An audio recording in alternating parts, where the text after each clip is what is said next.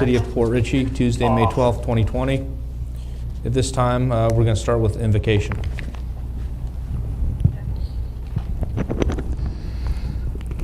Almighty Creator, please look down upon this gathering and provide your servants with the wisdom to do what is right and just, and to know that each one of us must strive to overcome our faults, as none of us are perfect. Please, Lord, protect this great country and all those who serve her.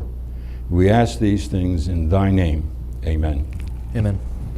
I pledge allegiance to the flag of the United States of America and to the republic for which it stands, one nation, under God, indivisible, with liberty and justice for all. One nation. Thank you. Under God.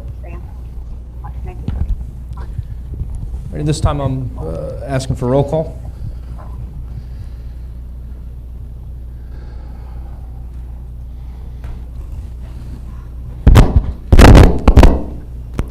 City Clerk for the roll call.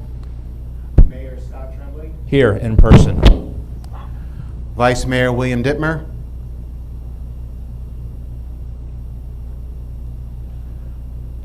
Here electronically. Councilwoman Jenny Sorrell.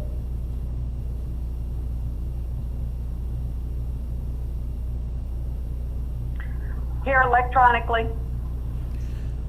Councilman Todd McClary. Here electronically. Councilman Tom Kinsella. Here present in chamber. City Attorney James Matthew. Here in person. City Manager Vincent Lupo. Here in person. Thank you. At this time, I wanted to address City Council minutes from the last meeting, which was April 28, 2020. I will note that there was some controversy about some records that Councilman McClary was trying to enter. And it included if I recall correctly, a statement by Mr. DeCanio, a statement by Officer Esposito, and a statement by Patrick Alou. It was fairly unclear as to what the council wanted to do with that. I was proposing, in order to have some kind of transparency, that we move all the documents into the minutes. And I wanted to know if I can get a motion to do that.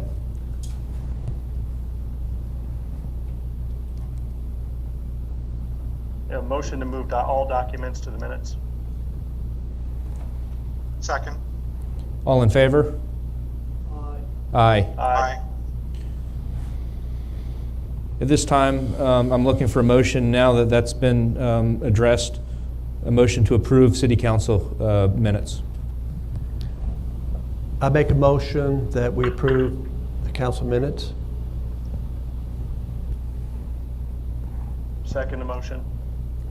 All in favor? Aye. Aye. Aye. Aye. At this time, we're going to move on to comments from the general public. There's 3 folks that are signed up. We're going to start by inviting Dave Mueller.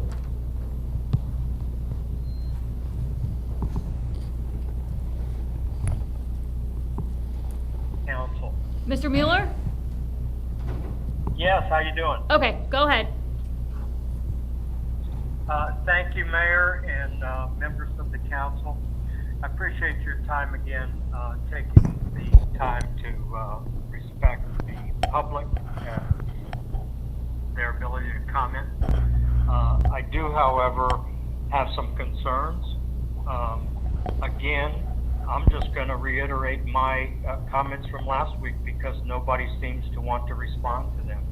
And as council members representing the citizens of this community, I would expect that when citizens like myself ask questions, that they would try to attend to those and get them answered. I fail to see why this continues to go on and on and on. But I'm going to bring this up again. Do we have a date when the audit report will be complete? That our year end back in October, and we still have no audit, financial review of our community. I I'd also like to know why the city parks have not opened their bathrooms. The state has opened the bathrooms at their parks. Why are we held to a different level of scrutiny here? If you're going to open the park, you need to open the bathrooms, and you need to move forward with that. Again, concerns about having council address the needs of the community, and I appreciate if each of you council members and mayor take a look and try to address the community at large. Appreciate that, and thank you for your efforts. Thank you, Mr. Mueller. The next person I'd like to invite to speak is Lori Simpson. Lori Simpson, 5006 Sunset Boulevard. Can you hear me? Yes, we can, loud and clear. Yes. Okay, great. I understand that there were 2 council members who asked that the city manager be put on the agenda tonight, and yet even with the limited agenda, it was not added. And also I wanted to comment that I speak for a large group of citizens when I say that we have great concerns about Mr. Lupo choosing our new police chief after having our previous well-respected chief forced out for no apparent reason. And I hope that council could consider asking the city manager to postpone hiring a new chief until a special meeting can be called or scheduled. Thank you. Thank you, Ms. Simpson. The last person that signed up that I would like to invite to speak is Lisa Burke.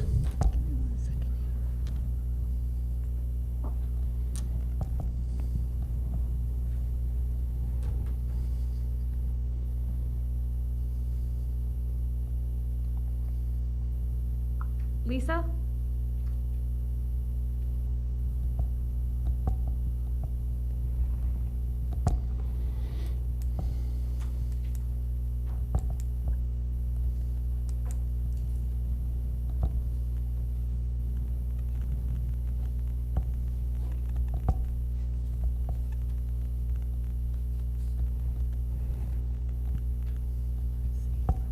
Lisa?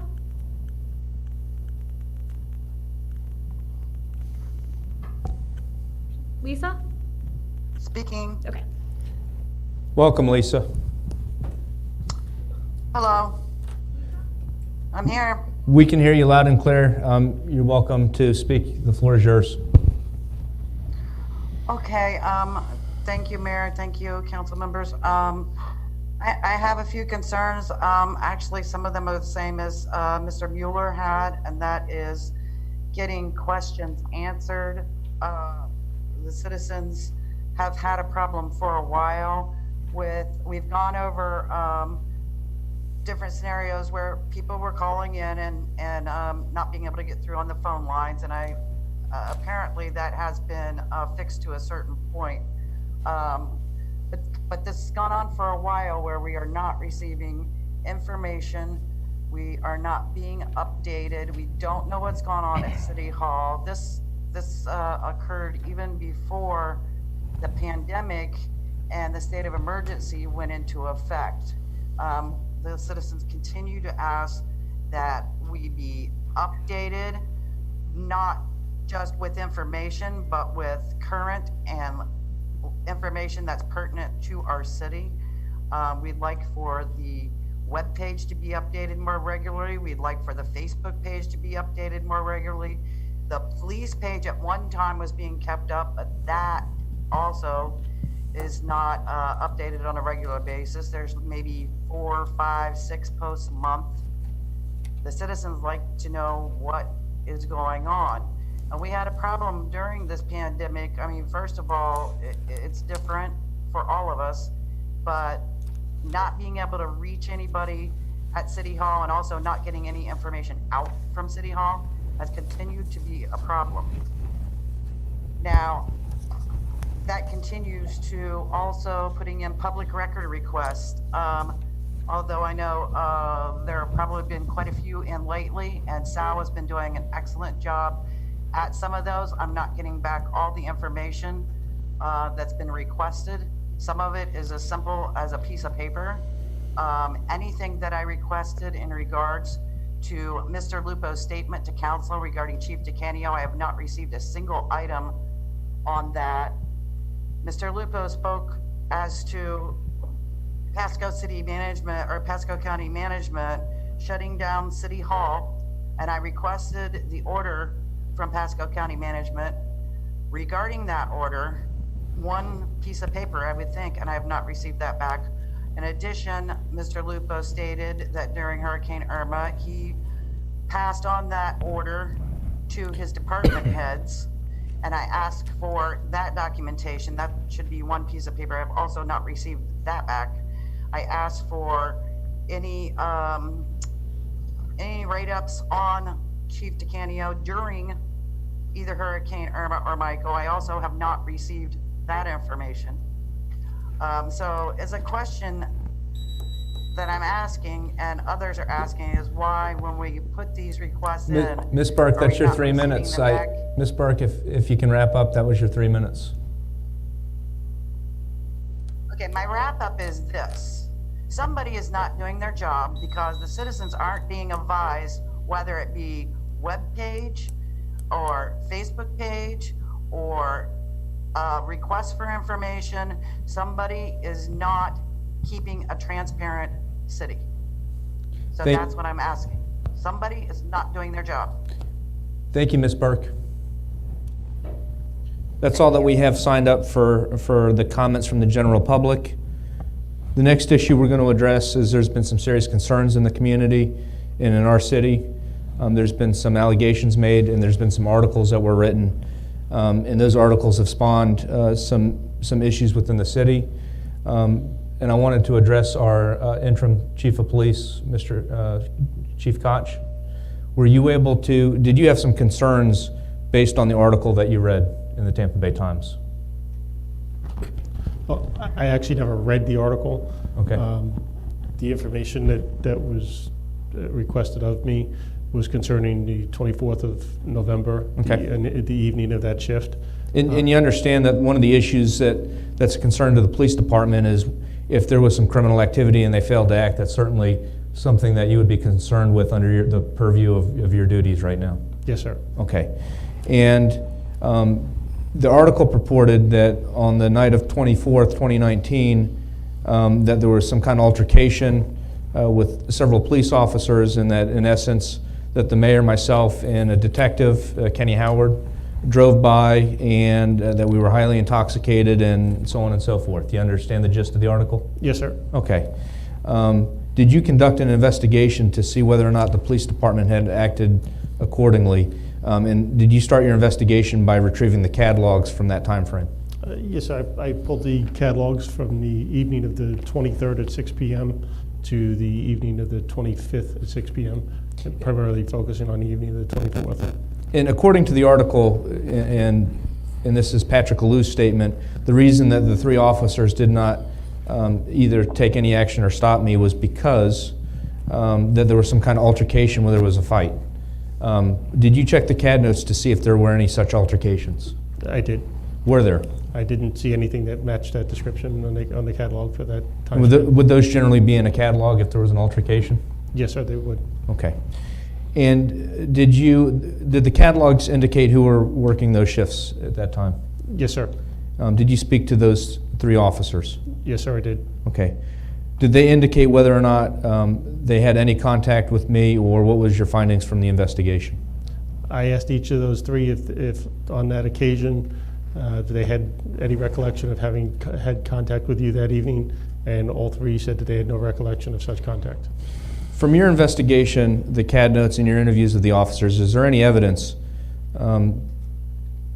any one shred of evidence that I acted inappropriately in accordance to what the Allou statement was in the paper? On that evening, I saw no contact with you at all. The other thing that I wanted to address is there were some statements made by Mr. McClary last week or 2 weeks ago, and I'm going to address those right now. Mr. McClary, at this time, you made some statements that Mr. Lupo broke state law in the whistleblower statute, and you received this information by multiple anonymous sources. Is it, and I'm quoting you. Does that sound familiar, Mr. McClary?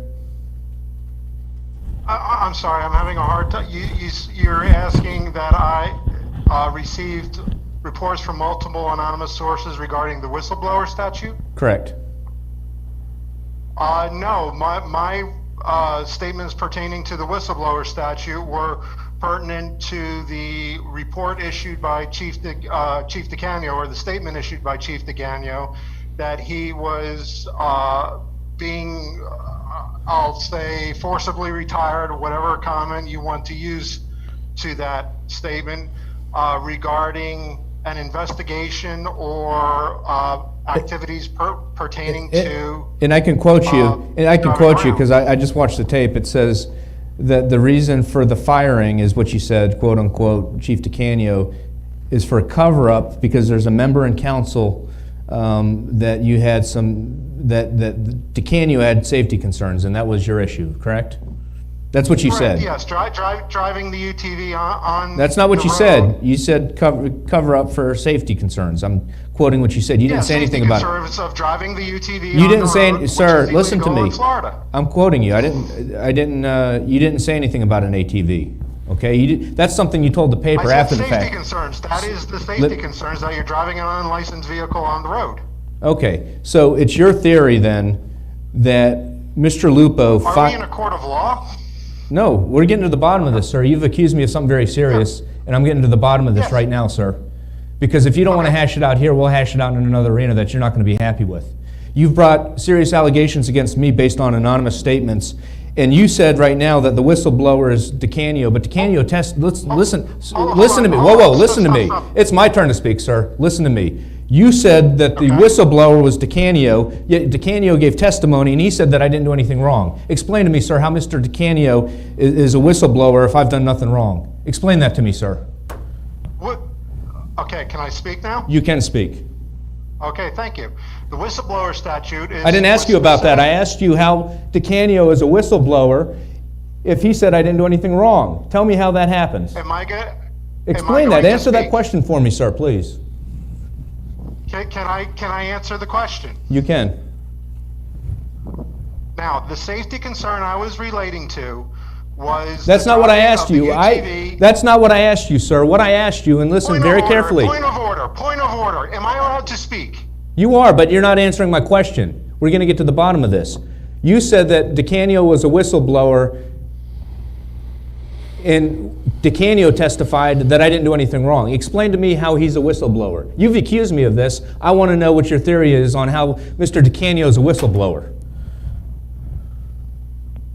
Can I speak now? You going to answer my question? Yes, I'm going to answer your question if you let me speak. Thank you, sir. Okay, thank you. Now, the intent of my safety concern was that you were driving the UTV on the road and being cited by officers driving the UTV on the road. Let's stop there, sir. Now you're saying I'm driving in an ATV. You have any evidence that you saw that, sir? Yes, I have a picture from Officer Esposito on February 2016. So that's me driving that vehicle. You can see, because he says it's not me. He can't tell. The officer said you were in the vehicle, and he had That's not what he said, previously sir. spoken to I have you the in statement. report. What he said is that I took a picture of the vehicle and it was on the road, and the driver of the vehicle and the passenger of the vehicle were unidentified, sir. That's Esposito's statement that you put into the record. So I'd rather you stick to the facts and not try and twist them around, sir. Now you tell me, how is Mr. DeCanio a whistleblower? You've never answered that question. Can I speak? You may speak. Answer the question. Finish my speaking before I get interrupted. I'd appreciate it if you'd answer my question, sir. Can I finish the entire statement that I wanted to say, and then I will answer your question in its totality once I explain exactly what my statement is. If you keep interrupting me and jumping on me, then we're not going to get anywhere. Okay, answer the question, please. Okay. The question is, how it was Chief DeCanio a whistleblower, is the essence of your question, correct? How's he the whistleblower when he's admitted or said that I did nothing wrong? There was no suspected criminal activity or inappropriate activity with me. Explain that to me, please, sir. Okay. I said it could possibly be whistleblower. It's not possibly, because sir. Chief You accused me. You better Oh my well God. have some evidence rather than just saying it's possibly this or maybe that or maybe there was some anonymous I'd love to source. say point of order, but apparently the chair is the one that's going to be attacking me. So I'm not attacking you. You've attacked me, sir, and I want answers. I am trying to give you answers, but you keep cutting me off every time I speak. So All right. at some point, you're going to let me speak and finish my statement, and then I can answer your question. Continue. How is Mr. DeCanio a whistleblower if he's saying I did nothing wrong? Explain that theory to me.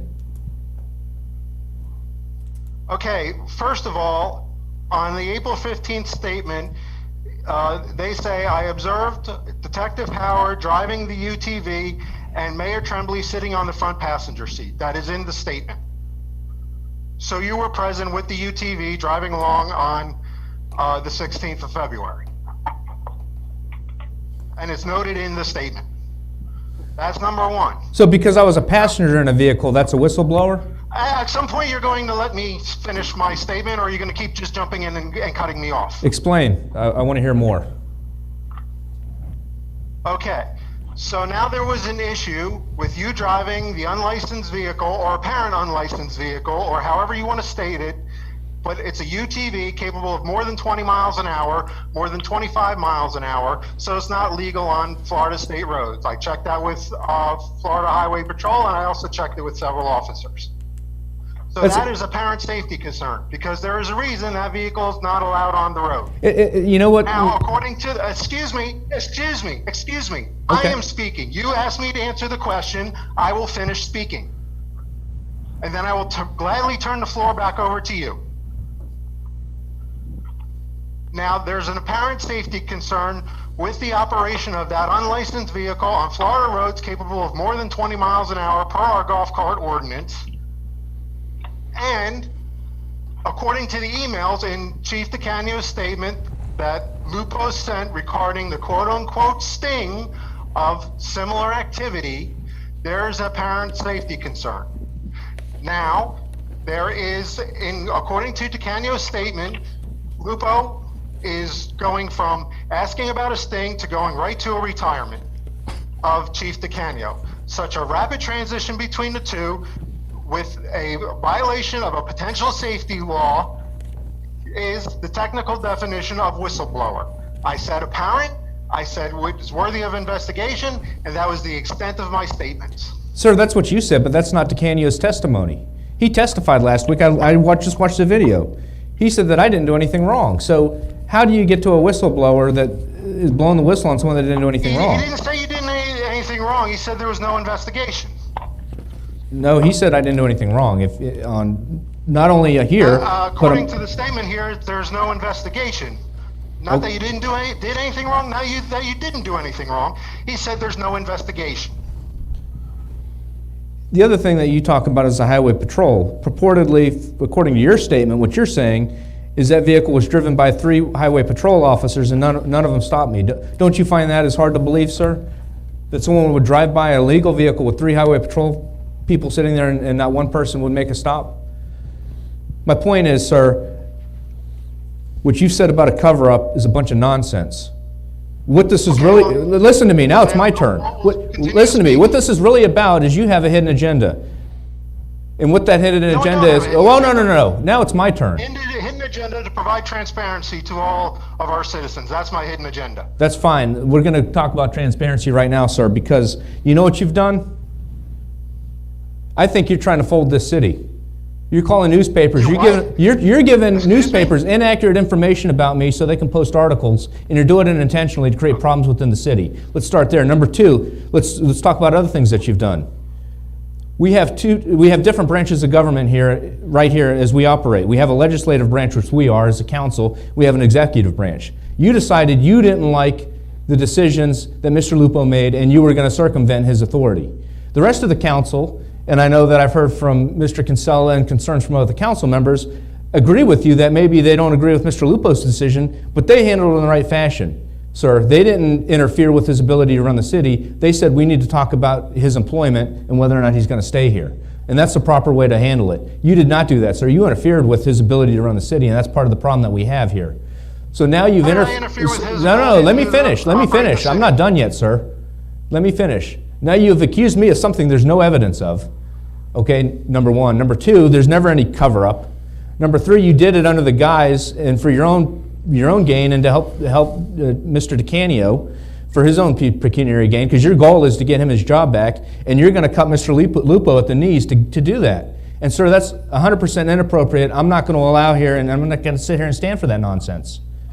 Next time you do that and you accuse me of something, you better have some evidence, not some employees' anonymous tips that told you that somebody said something that I did, like this golf cart. So a report from a police officer dated April 15th in a statement saying that you're driving around in a UTV that is unlicensed and that he's spoken to you numerous times is not evidence? That's not what he said, sir. You're misstating facts out of Let's it. read the report. Let's read the report. You can read the report, absolutely.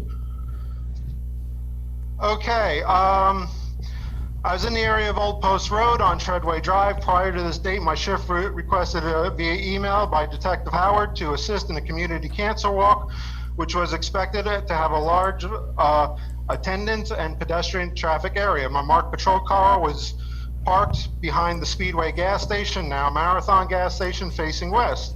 While assisting with traffic control, I observed a red-maroon Yamaha Wolverine utility vehicle traveling south on Old Post Road. I observed Detective Howard off-duty in operation of this vehicle with Mayor Tremblay sitting in the front passenger seat. I also observed Officer Babcock off-duty to be sitting in the rear seat of the vehicle. I observed this vehicle to make a final stop at the Pirate Bar located at 5430 Treadway, within the area of Port Richey city limits. A short time later, I observed the utility vehicle traveling east on Treadway and then north on Old Post Road.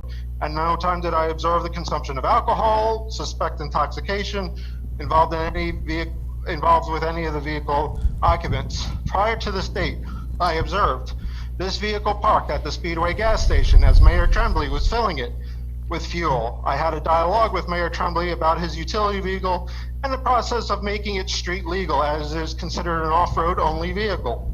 During his initial contact, the utility vehicle was parked on private property and therefore no violations were observed. I initially notified Assisting Officer Taktuk of my observations. Officer Taktuk requested that I photograph the vehicle on the roadway as it is not street legal. I obtained a photograph of this vehicle traveling east on Treadway Avenue. The photograph does not show the occupants of the vehicle, just the vehicle itself. Okay, After that incident, Officer Taktuk and I notified the duty supervisor, Sergeant Cox. There was no suspected major crime with the exception of a minor traffic violation being committed. Due to the nature of this incident, no immediate action was taken. I felt it was proper to notify Sergeant Cox in order to resolve any potential issues administratively. Okay. Now, sir, let's talk about this for a minute. Are you familiar with Statute 316-2126, which authorizes the use of golf carts, low-speed vehicles, and utility vehicles for municipalities and employees of municipalities for purposes including but not limited to patrol, enforcement, inspection? I'm sorry, I can't hear. Okay, are you familiar with Statute 316.2126? It's a Florida statute that authorizes the use of golf carts, low-speed vehicles, and utility vehicles for municipalities, and the municipalities must be, the golf cart or utility vehicle must be operated by a city employee, and it must be operated for the purpose, what they call a municipal purpose, which would be included or not limited to police patrol, traffic enforcement, inspection, and public facilities, sir. And what I'm telling you is that utility vehicle was used at a cancer crawl. It was a city event. Kenny Howard was an officer that was asked to be there or told to be there or whatever. There's a letter from Chief DeCanio authorizing him to be there for that event. He's a city employee, and he's well within his right and well within the law to drive that vehicle under the statute. So what I'm saying is... How is that? He was off duty. He's an employee, sir. He's off duty, so he was not in the employee in the terms of his employment. Look, I'm not going to get into the weeds with you about it. It's pretty clear that he was authorized to use that vehicle. There was a memo from By who? Where's the documentation that he was authorized? Chief DeCanio had a memo allowing him to be there for the event, so I can tell you that much. That having been said, Good. Well, please provide a copy of that memo from Chief DeCanio. I'll supplement the record at the next meeting, and I'll get that to you. But let's stop here for a second.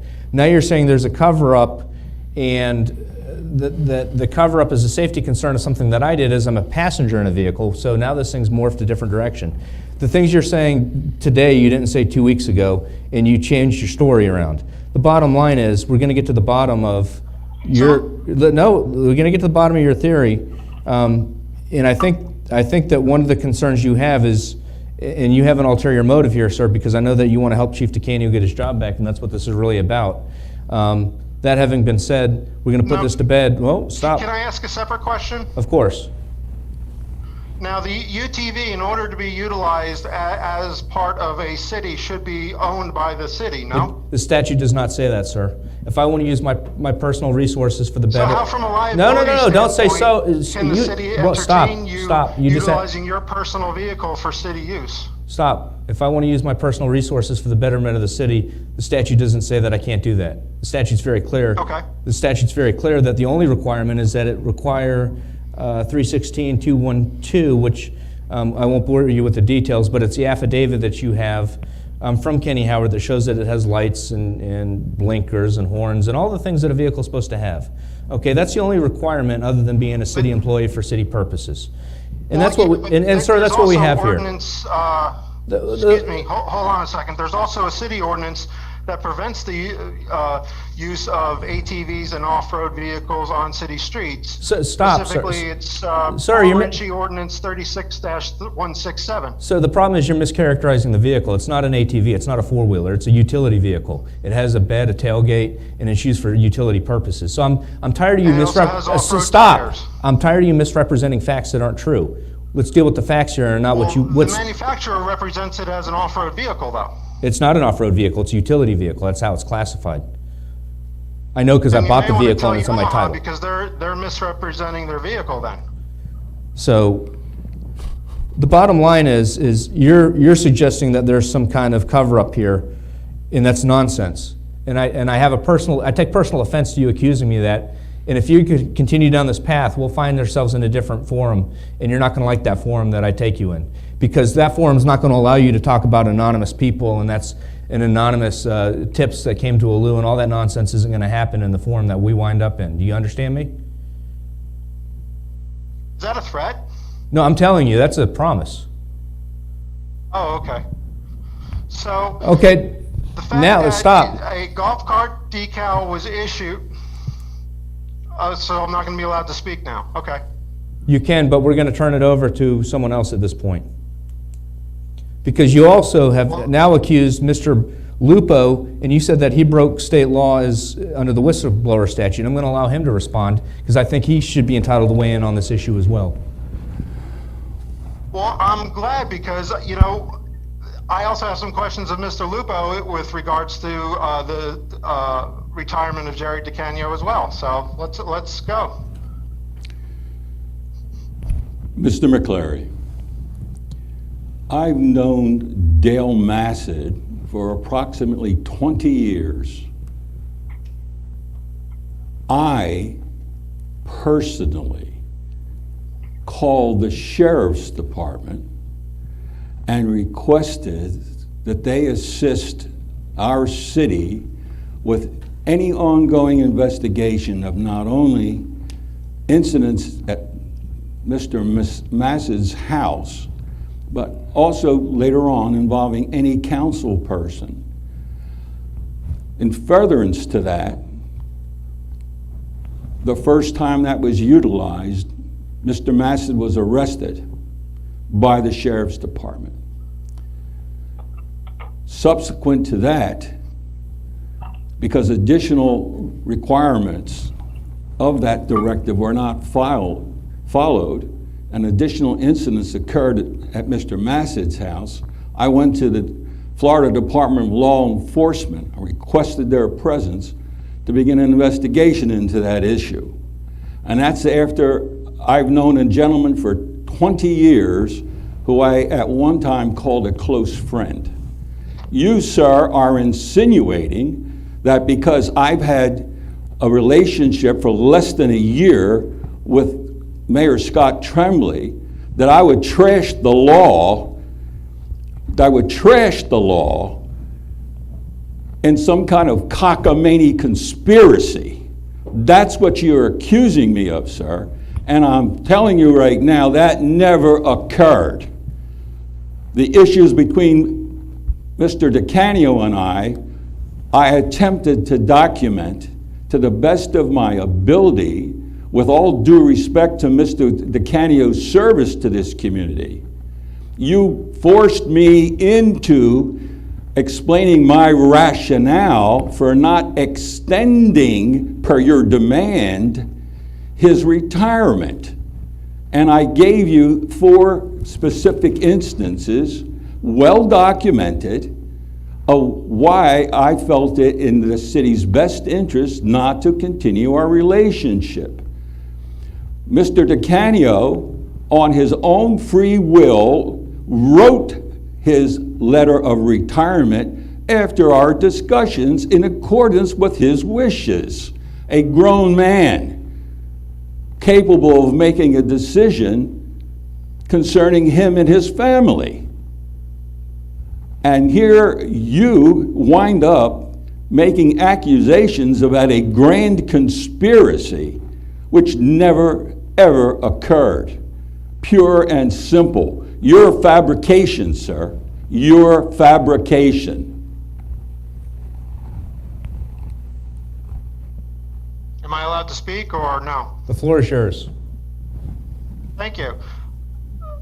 Mr. Lupo, I pulled the records of Chief DeCanio's departure and see that he, as part of his final payment, was issued payout of all his remaining vacation and sick time. In addition to the final payout was a payment of $20,000 of severance package that was issued to Chief DeCanio, that it was over and above his regular time pay, as well as any vacation and sick time.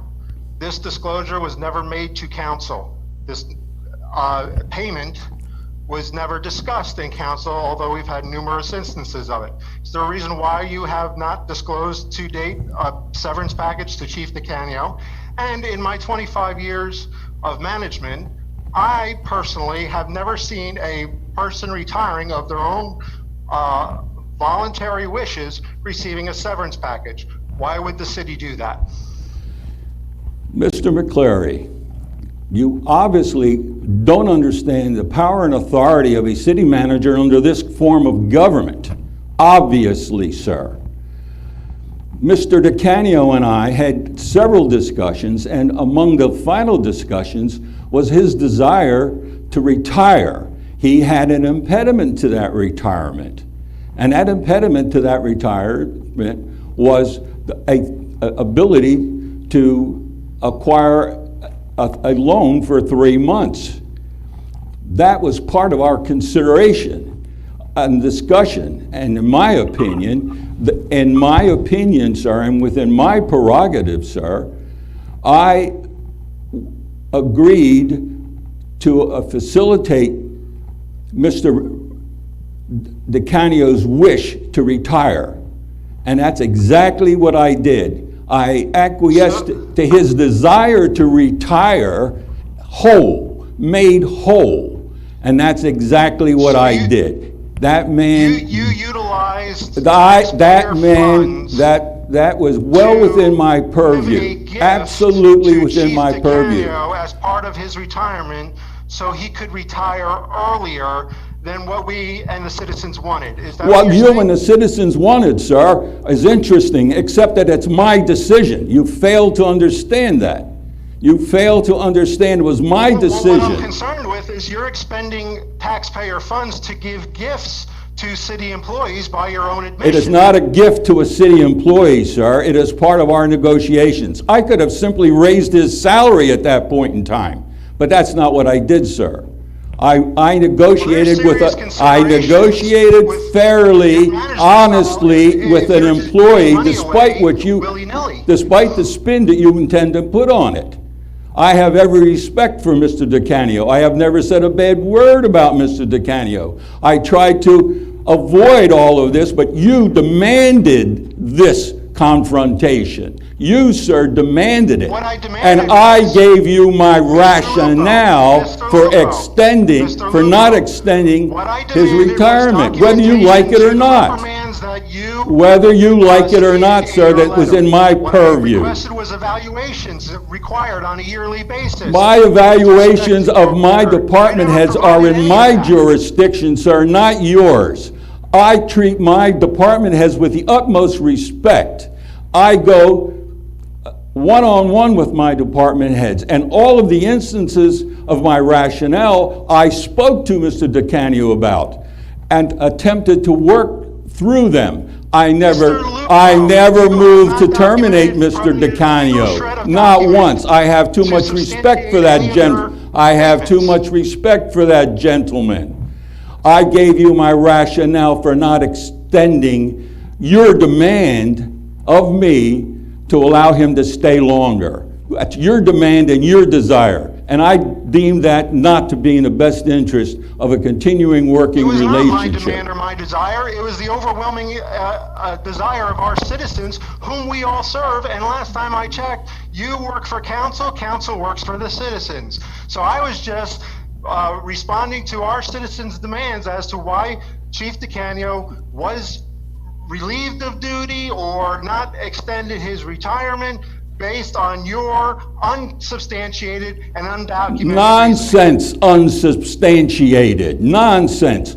Governor's decrees during a hurricane Thanks are for not, providing the are documents. not, You are know not as well as I do, germane. as well as your attorneys next to you, that unless it's in writing, it doesn't exist. Unless it's in writing, it doesn't exist. Is that what you're telling me? Unless it's in writing, it doesn't exist. I see. So a Please governor's provide decree, one a governor's decree evaluation of Chief in a DeCanio. hurricane Please is, provide one doesn't reprimand of exist Chief when DeCanio. I can give you the statutes. Executive Order 17-235, okay? Executive Order 18-277 for the second event. That's clear documentation, and they specifically spell out what we can and cannot do. Executive order, I want evaluations. It's Management 101 that you provide yearly evaluations to your employees, or reprimands if they are not doing your job. You have randomly stated in a report of 4 instances. I even asked for details. That was not a report, sir. That was a a statement concerning Having my every rationale for request I have made, not Mr. acceding Lupo, to your and last time I demands. checked, you worked for the council. Sir, you seem to again not understand this form of government. I would expect a man You seem to educated not would the understand this form of charter, government. Mr. Lupo, you work for council. I am the responsible to creature council. of this It says it council. right in the I charter. work for this council and I work for the citizens of this city. Correct, sir. But your demands are one thing and my authority is another. Okay. One other thing. Again, I will repeat, sir, I have never said one derogatory word about Mr. DeCanio. What you have caused is because of your demands for my rationale, period. I do not intend to denigrate Mr. DeCanio, and you can't force me to do that. Mr. DeCanio said, prove one iota of the stuff that you had said. Provide evaluations, provide reprimands. Show me where I have gone wrong. You have provided 4 very obtuse reasons for that you cannot allow Mr. My Chief DeCanio reasons back are not to the job, obtuse, even sir. My excuse reasons me, are not even after you obtuse. paid him And Mr. $20,000 in severance. Mr. Wouldn't it make more DeCanio is sense an to let adult him stay who in his resigned. position for 3 more months? Mr. Are we gonna keep DeCanio talking over each retired, other, or are we and just I going to- acquiesce to his adult decision. I told him to go home and talk it over with his wife, and he came back and he hand wrote and printed that document, which is his retirement statement. The differences between then Mr. he provided DeCanio, another Mr. document that DeCanio and said I he were was workable coerced and we into worked them doing out. such. But they were cumulative in my opinion, All right, sir. if I can weigh in just for a moment, I think the disconnect here, and I think the problem that we have is right now the legislative body, which is the council, is, and I'm citing you, Mr. McCleary, are way out of bounds in terms of interfering because you have the executive branch. Mr. Lupo told you he made this decision. He had his rationale. If you disagree with it, you don't get to undercut him. You don't get to change his mind. The thing that you can do is you can address whether or not he stays here as a city manager, and that's our authority as council. You don't get to change his decision. You understand that, Mr. McCleary? Since we bring up interference with executive management, Mayor Tremblay, have you ever spoken to anyone outside of these chambers concerning the chief of police position? I don't talk to any of the council members about things that are on there. I adhere to sunshine laws very I didn't ask carefully. about the council members. I said, have you talked to any outside persons concerning the chief of police position? I've consulted with different people about the form and the way that our police department runs. Yes, I have. So you have been talking to people outside of this city council about the open chief of police position once Jerry DeCanio retires? I have, absolutely. And I think it's important that we invite as many candidates as we can to apply for this position. How is So- that not an interference in the day-to-day operations of the council? That is clearly Mr. Lupo's job as city manager. Oh, I think any of one of us can certainly encourage people to apply for jobs. In fact, I talked to our captain today, or our chief today, and I'm hoping that he applies. Not that I suggest that I have anything to do in terms of who gets hired, but I And think again, that that's the city manager's job, not yours. that's fine, sir. If you think I've overstepped my bounds, then you do what you need to do. Because I think you're way out of bounds trying to undercut Mr. Lupo. Well, And that's all I have to say about that. I think Mr. Lupo is way out of bounds, expending taxpayer money to give gifts to employees who are supposedly retiring of their own accord, but then not letting them come back and earn that money for 3 months or whatever the case may be. Instead, we just gift it away because that's why our government works with the taxpayer, I guess. Sir, I think that's a mischaracterization. That's not what he said. But that having been said, at this time I'm going to ask any council members, because we've discussed this plenty, and I'm going to start with Mr. Kinsella just because I can see him sitting over there. Do you have anything you'd like to weigh in on this discussion? I have to tell you how disappointed I am with this shit show that is going on. I'm sorry to say. I don't know where this was part of the agenda, Mr. Mayor. I didn't see it on the council meeting minutes here. I didn't know this was coming along. But I am very, very, very disappointed on the way that this whole thing is going. Of course, the media is going to run with it. They're going to love it. And it's embarrassing. I'm embarrassed to be a part of sitting up here. And honestly, you individuals have to be ashamed of yourself for carrying on like this. We have issues, and I think there's a forum that we can address them. But to carry on the way we have, it is embarrassing. It's embarrassing to the city, to the citizens, and I'm ashamed. I'm ashamed for y'all. I like to be able to put this in a. If we have to have a special meeting on this, I'm going to recommend that we have a special meeting for the purpose of this issue involving the city manager. I don't know what is required. Mr. Matthew, if you could you give me some I second direction that here. motion. But I'm looking for some guidance. I think we need to have a special agenda so we could go ahead and air this and get to the bottom of whatever direction we have to go. But honestly, right now, I don't feel this is really the place for it. But I'm recommending, or I'll make a motion that we have a special meeting for the purpose of discussing the city manager. Councilman Kinsella, I presume I second you're that asking. motion. presume you're asking me the process and the process. Yes, sir. No problem. The process is at any time for a special meeting, 2 council members, whether it be the mayor or anybody else, just has to agree to want to do it. So you don't need to put it to a vote. You find one other person. I think I heard Councilman McClary say second motion, so I presume he wants to do it. So now the 2 of you want to do it, it happens. And you also, and in addition, if you're the one seeking it, then you have to state what the subject matter of the special meeting would be, because it would be limited to that.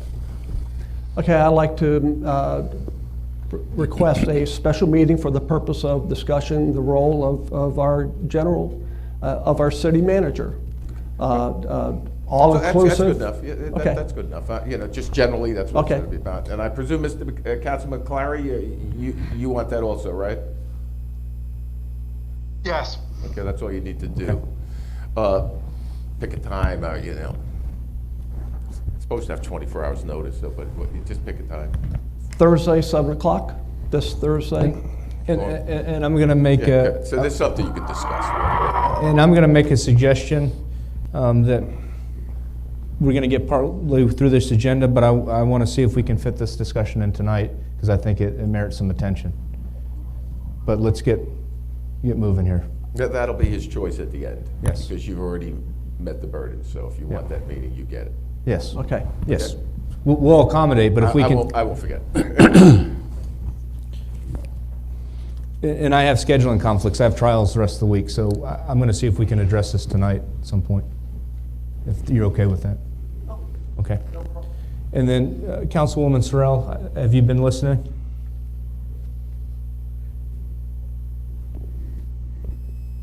Vice Mayor Dittmer, are you on? Yes, I'm here.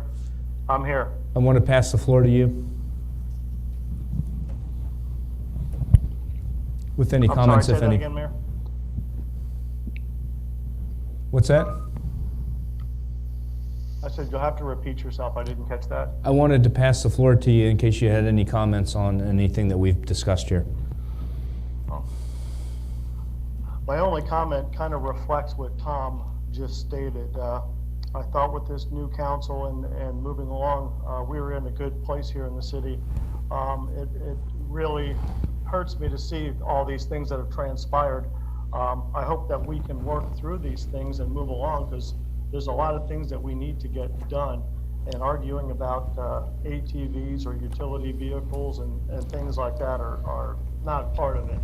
So I'd like to get this over with and done so we can move ahead. We have things to take care of, and I'd like to get that going. Thank you. Is Jenny Sorrell there? Can you hear me? Can you see if she's on the line, please? Thank you.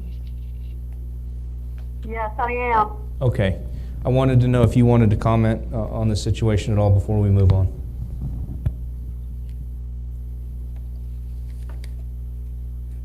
I agree with Councilman Dittmer. We need to remedy this situation and move on. Yes, ma'am. At this time, I wanted to move on to the comments from our city manager, and I'm going to pass it over to Mr. Lupo. Thank you, Mayor. I'd like to read a statement and then have it placed into the records. It's dated May 12, 2020, addressed to City Council. I am willing to submit my 45-day contracted notice of retirement from the position of City Manager of the City of Port Richey. Alternatively, I'm willing to stay until a new city manager is chosen by council. Approximately 3 months ago, I began a dialogue with Vice Mayor Dittmer and several other individuals concerning my desire to leave my position as city manager. I informed them that my birthday was rapidly approaching and that I would announce my retirement around that time. Well, the time has arrived. The past 4 years have presented many challenges to Port Richey, and I now believe the city is moving on from those dark days to a brighter future with a new council leading the way. It is only proper that City Council begin that effort with a new administration in keeping with their vision and direction. I have appreciated the opportunity to serve this community and hope that during my service the city has regained its financial footing and improved its ability to better serve the wonderful citizens of Port Richey. Sincerely, Vincent R. Lupo, City Manager.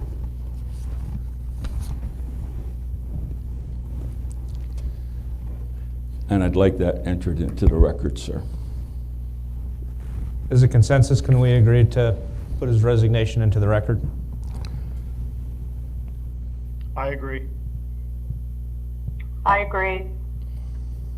I agree. I agree. By consensus, I would ask that we enter, and I'm going to accept it, if we can, if Sal can collect this, our city clerk.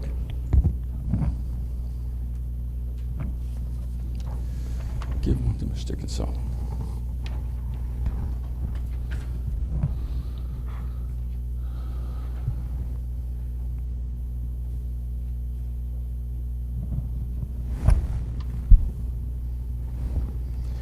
What I'd like to do at this time is it appears that there's a notice of retirement where it's my understanding, if I understand correctly, that there's a 45-day period by I think it's contract. By contract. However, Mr. Lupo has agreed to stay just through the process of getting a new city manager. And what I'd like to do is open that up for discussion at this time. But I would ask to have a discussion on whether or not this council wants to allow him to stay through the securing of a new city manager. And I'm going to open the discussion with Vice Mayor Will Dittmer, if I may. I don't have any problems with Mr. Lupo staying if that can be done in the 45-day time period. We want to keep to his wishes and stick to the 45 days. If we have found a new city manager at that point, that's well, but if not, I would hope that Vince would move on at 45 days so we could do our business for a new city manager. Jenny Sorrell, do you have any comments that you'd like to make about this? The last time we did a city manager, we had to do a city manager, it took more than 45 days. So I would like to see him stay on long enough to get a new city manager.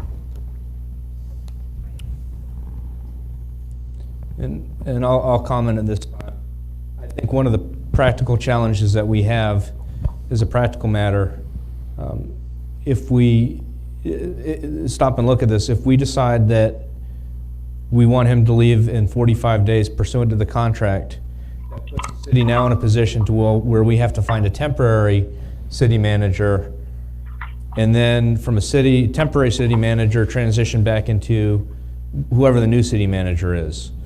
The one thing I'd like to comment about Mr. Lupo is why I think there has been a great controversy over his decision to accept Chief DeCanio's resignation, and he was unwilling to either extend that or hire him back.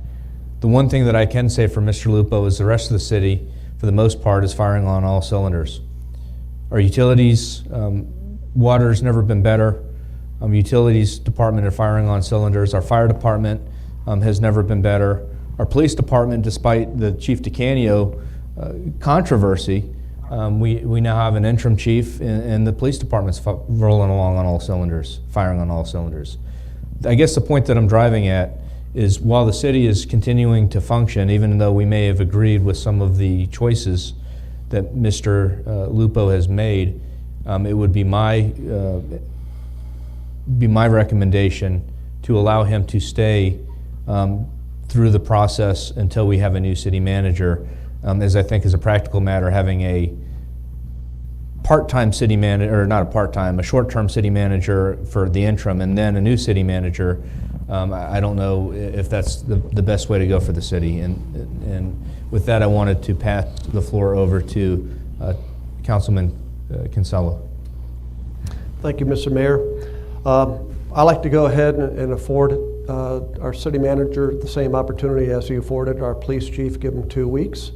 But if the contract states 45 days, let it be 45 days. I have grave concerns allowing him to stay any further than that, or even the 2 weeks that I would recommend.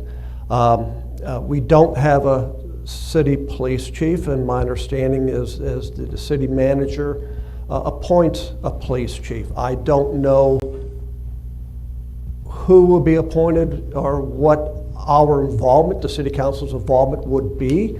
I would like to see a qualified person be brought in. Again, being new on the council, I don't know that process, and I'm concerned about that. May I help you, sir? Yes, sir. I've already begun discussions with, and will be utilizing, the Florida Police Chiefs Association, who will do the entire recruiting, open, transparent. They will recruit for a city police chief. They will bring qualified individuals to this community. Those qualified individuals will be vetted by the Police Chiefs Association with their credentials, with their background, and those individuals will be selected.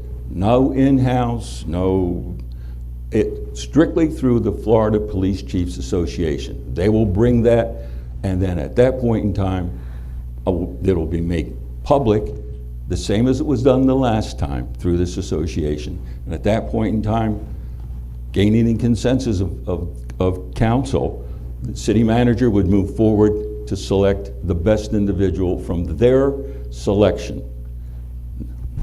So please rest assured that my input is at the tail end of that operation. We utilized that organization, and they worked admirably, and they brought on Chief Lovering at that time. And that is, I've already reached out, spoke to them, and have worked out our agreement and our arrangement, and we already have started that process, sir. So it's above board and transparent. So I could understand this, making sure, I understand, and those who are listening. The qualified candidates would then be brought before the city council for review? As the city manager, I personally, knowing the consternation and concerns of this community, will present these qualified individuals, and among their top choice, I will concur in it and hopefully obtain the concurrence of city council. That's what I would seek to do, sir. Not a blind backroom bargain hunting operation. This is solely through the Florida Chief of Police Association. I understand. Mr. McClary, at this time, we've all spoken. I wanted to give the floor to you so you can give your opinion on this matter.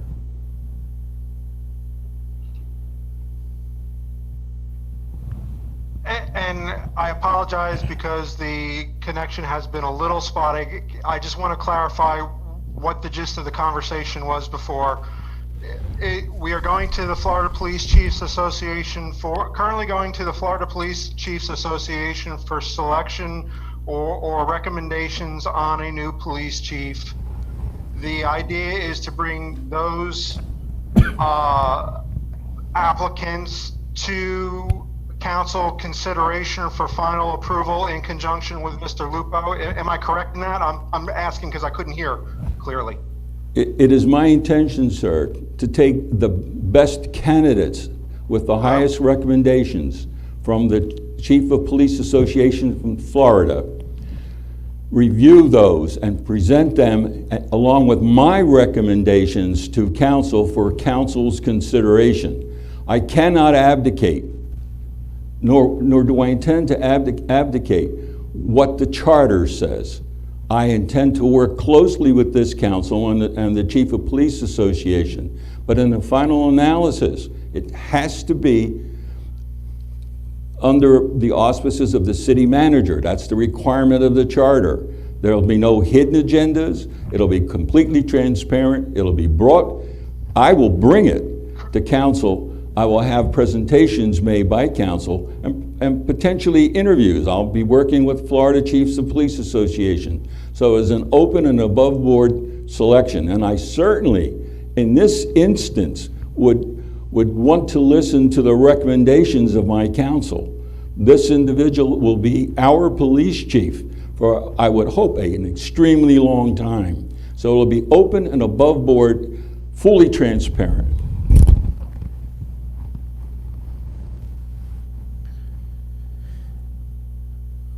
Okay, then, given that, and I'm comfortable with that, the other two comments I have is, I prefer that it either be the 2 weeks or the 45 days, either suggested by Tom or suggested by Will.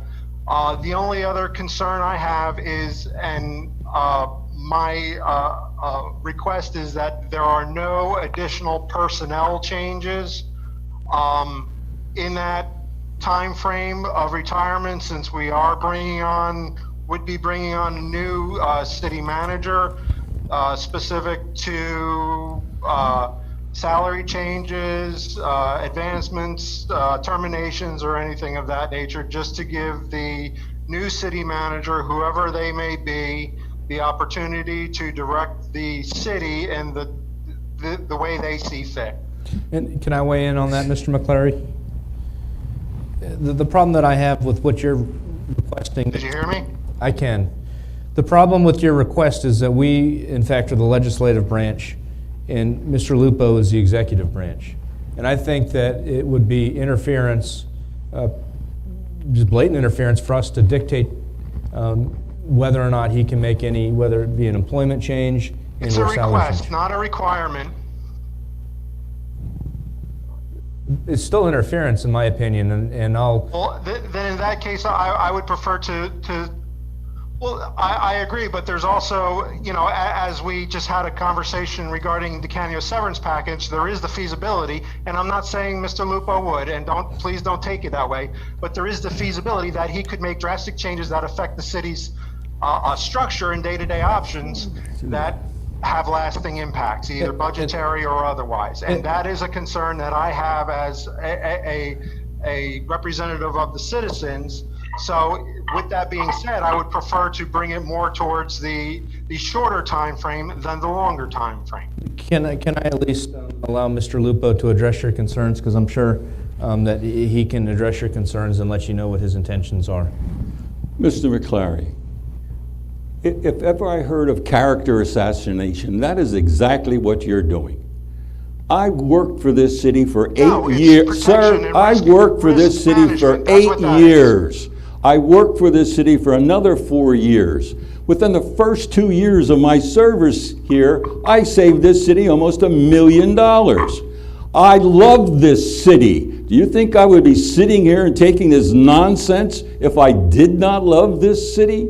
And for you to suggest that I would destroy this city in a matter of 2 weeks, 45 days, or 60 days is ludicrous. And you know what the charter says, and you're attempting to remove my authority, sir, and I cannot permit that. I am an open and honest individual, and I share my concerns. We're about to begin a budget process here. We're about to go through a state auditor general's examination for the CRA funds. We've worked so hard to reduce from 63 down to 15% on staff cost. There are a host of other issues that are critical in a very short time for this community. And for you to insinuate that I would bring in ringers and make willy-nilly hirings is absolutely outrageous. I'm going to jump in here. Honestly, I did not interpret what Councilman McClary was indicating. I have concerns too, sir, that anything could happen within the next 45 days.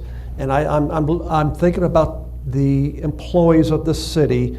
They're going to be on pins and needles, and they'll be afraid to even take a breath not knowing what's going to happen because of the power that you may have. I don't know. So I do have a concern as well, thinking for the employees. There's some very, very good employees. They're excellent. And I truly believe that it should remain status quo until the new city manager comes in place, and then let that individual go ahead and do whatever adjustments, whatever they need to learn the employees, and then whatever decisions they make, so be it. I happen to agree with you, sir, and that's probably what I was going to do, but I cannot relinquish what the charter allows me to do. That is probably what I would do. Why in the world would I go out and make those kinds of commitments when I know my time here is short? It's not logical. And I understand your and Mr. McClary and other individuals' concerns. I love my employees, our employees. I respect them. I work with them. I'm not about to throw people out this door unless there is exiguous reasoning for that. So I wanted to make it clear to you that was probably my intentions, but I can't abdicate that. I can't give that up, but that's what I'll do. Again, next 45 days, I'm going to be very, very concerned. I wish to prove your concerns wrong, sir. I hope so, please. I share Tom Kinsella's concern, and I would also prefer 2 weeks.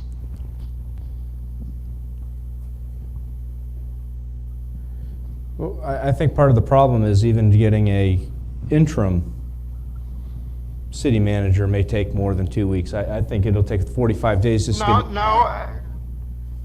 Per charter, council can appoint anyone whom they see fit to be city manager. We have an assistant city manager. In the past, we have done the interim chief of police as city manager. There's lots of available personnel that act as an interim city manager. Again, fully aware that it is in the interim form until we hire a new permanent city manager. So the charter allows for that, and we can appoint an interim city manager almost at will. Well, I understand we could fire him right now, but I mean, the bottom line is I don't know if that's what's in the community's best interest. And what I think, personally, what I think needs to happen here, he's run the city for a long time. It's run smoothly for a long time in many ways. And I think, my humble opinion, I think we're better off with him than some interim city manager and then going to a new city manager search for a longer term city manager. That having been said, I would think at the bare bones minimum, the 45 days he's given would be where we want to be at the bare bones minimum. And I think that the concerns that you have, if the only concerns are the comings and goings of employees, I think those are things that we can certainly we can watch as a council very closely, if that's the only concern, because he's still, and when I say he, Mr. Lupo probably knows the budget process better than anyone in this building. He knows a lot about this city, and I still think he has a lot to offer the city while we go through this transition period. And I wanted to pass it to Jenny Sorrell at this point, because I've gone twice, and I wanted to go back to you to see where you're at with this conversation.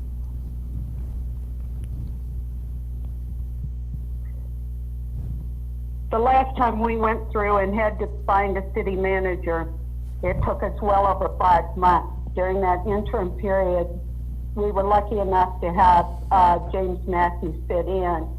At that time, Jocelyn did not want to take that responsibility on. I do not know if she's changed her mind at all. I don't think that there's anyone that wants to sit in that seat anymore. And I really don't know how we're going to find a city manager with the way this city treats their people and the way they treat their employees. I just find it impossible to believe that anybody's going to apply for this job here after everything we've been through in the last 2 years and everything we've been up against. So I'd like to keep him for the 45 days, that we can keep him going so the city continues to run, and then after that, Scott. that's the way it works. What I was Can looking... I ask a question? You can, of course. has anyone asked Jocelyn if she would be willing to take I don't want to put her on the spot, and if she doesn't want to answer now, that is perfectly fine. But has anyone asked her if she would be willing to take an interim city spot? She's here if you And want to maybe speak to her. support from the interim chief of police as we search out. She's here And if you do, Jocelyn, you do not have to answer right now if you do not feel comfortable with it. I'm not trying to put you on the spot. Thank you, Councilman McCleary. Can you hear me okay? You are putting her on the spot. I would definitely like the opportunity to think about that. Yeah, and she can say, I decline the answer. I'm perfect fine with that. I think I would Yeah, like the definitely. opportunity. I would like the opportunity to think Sure, about that. that's a bit. fine. I think I would like the opportunity to think about that a bit more, sir. Sure. And that's a fair answer. Well, what I was going to see is, Yep, that's perfectly fine. I respect that. There's no issue. what I was going to ask is if I can hear a motion to allow Lupo to stay for his 45-day contractual period, if anyone has a motion for that.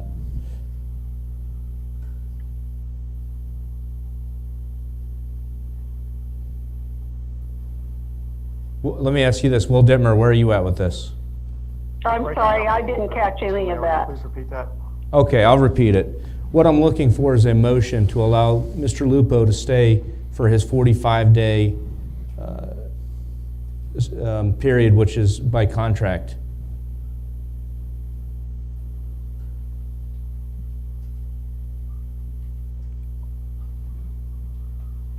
Did she hear it? Can you guys hear me over there? I'm sorry, can anyone hear that? I'm cut off. I'm not hearing it Still either. breaking up for some reason. Okay, can you guys hear me now?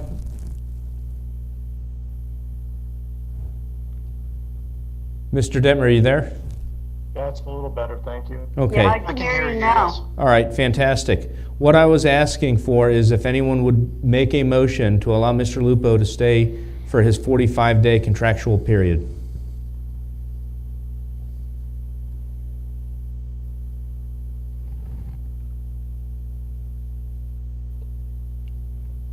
Did she hear? I'd like to make the motion. I'd like to make a motion to have him stay for his 45 months. Okay, so Jenny, I'll second that.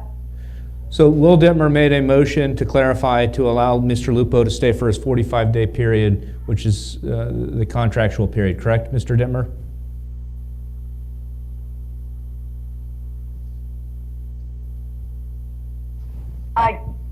You're breaking up again. I'm having trouble with hearing what you're asking me. Okay, I'll try it this way if that's better.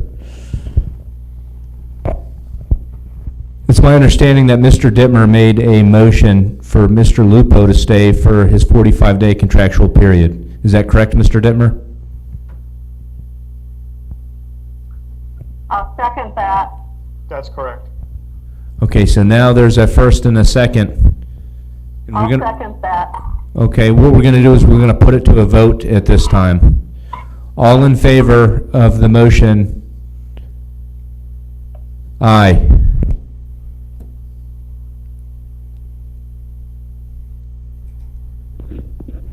Aye. Aye. All opposed? Aye. Nay. Mr. McCleary, are you a nay? Nay. Okay. And can we, to make it clear for the record, can we poll the answer here? The motion on the table was to allow the city I'm manager. sorry, I didn't hear that last part. We're going to do a poll vote. This is Sal, the city clerk. A motion was made for the city manager to stay for the 45-day contract time. The motion was made by Vice Mayor William Dittmer, seconded by Councilwoman Jenny Sorrell. For yay, I have Mayor Scott Tremblay. Vice Mayor William Dittmer is a yay, and Councilwoman Jenny Sorrell is a yay. Councilman Todd McCleary voted nay, and Councilman Tom Kinsella voted nay. Thank you. And with that, I know that there was a request to address the city manager position. I think formally we've addressed that. Is there now any reason to readdress it later this week? I personally believe that there's still some apparently surrounding the city manager and other incidents that were involved. I like to get it aired. I like the citizens to understand what's taking place. I mean, we spent over an hour beating some issues here, and I very much would still like to have the special meeting. Okay. And I guess we're,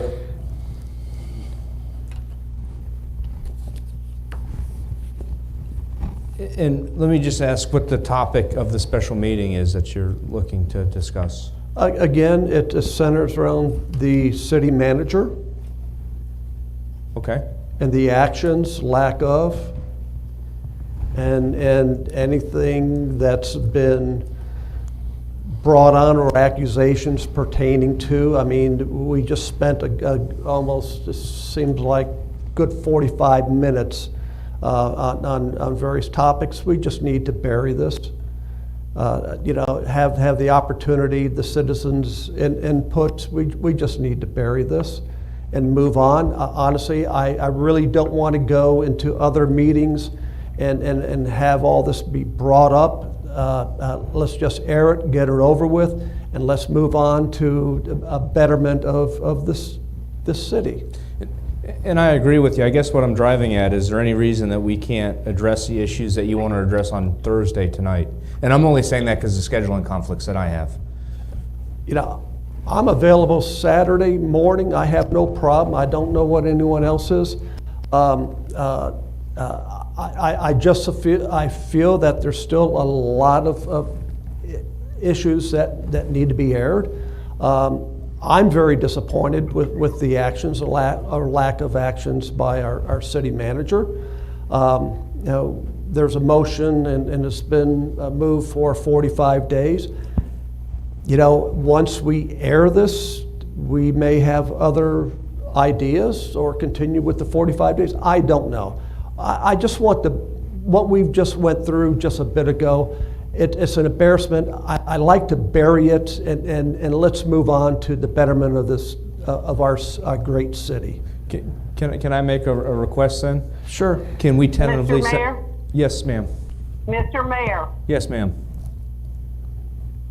may I speak? Of course.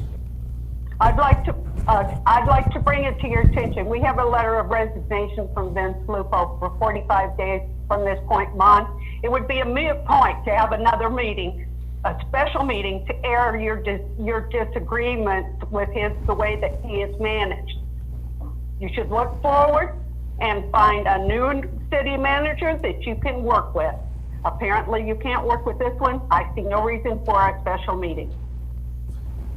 Thank you, Councilwoman Sorrell. Vice Mayor Dittmer, did you want to weigh in on this particular issue? Well, there's not much to weigh in on, to tell you the truth.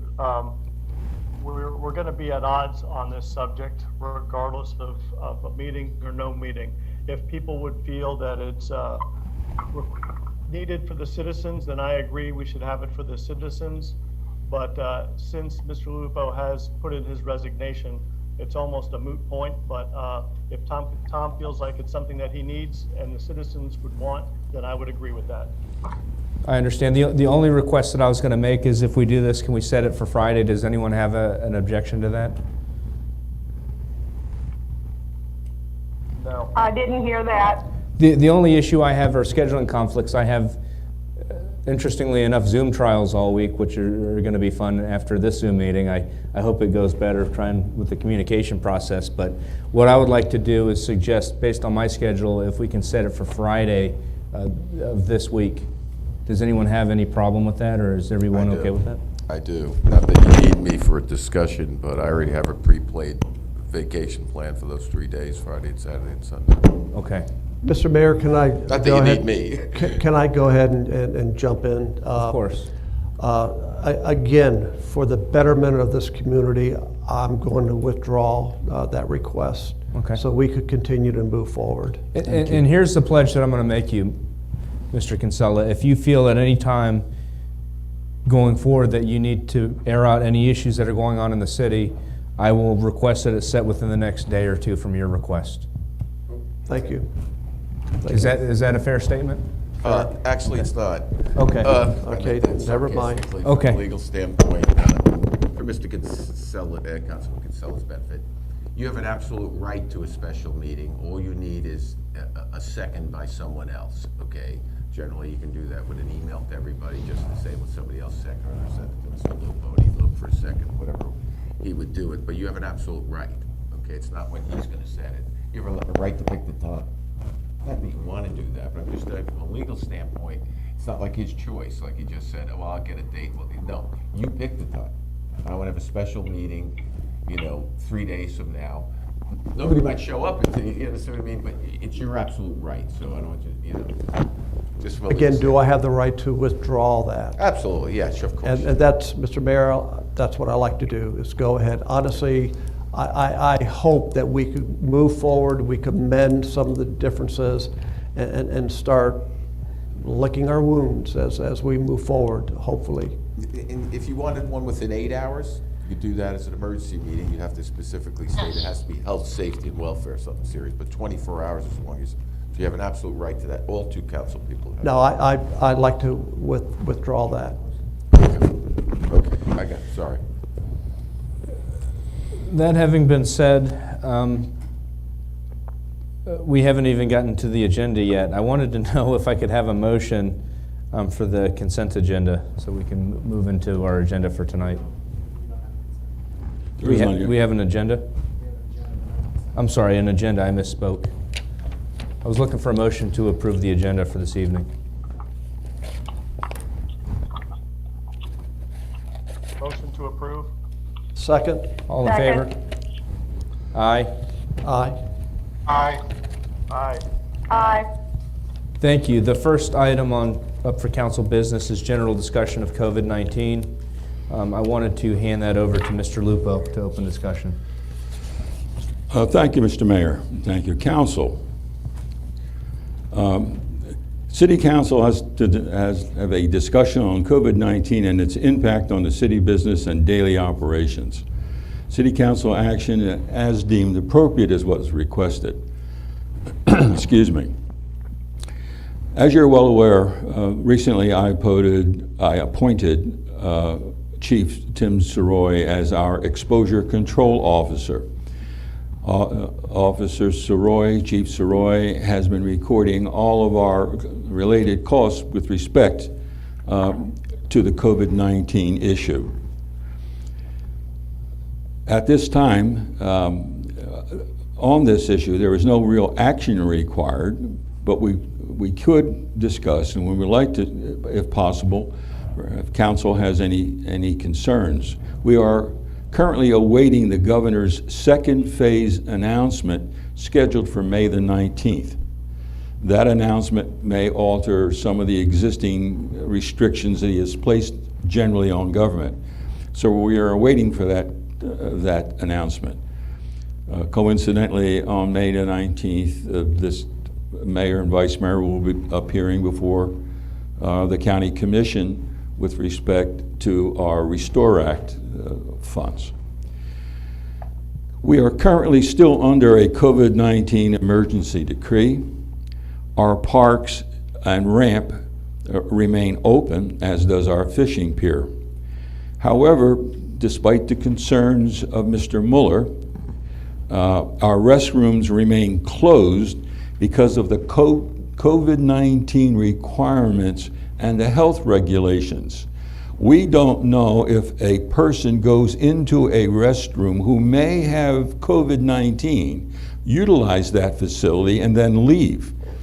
Someone else would walk into that room.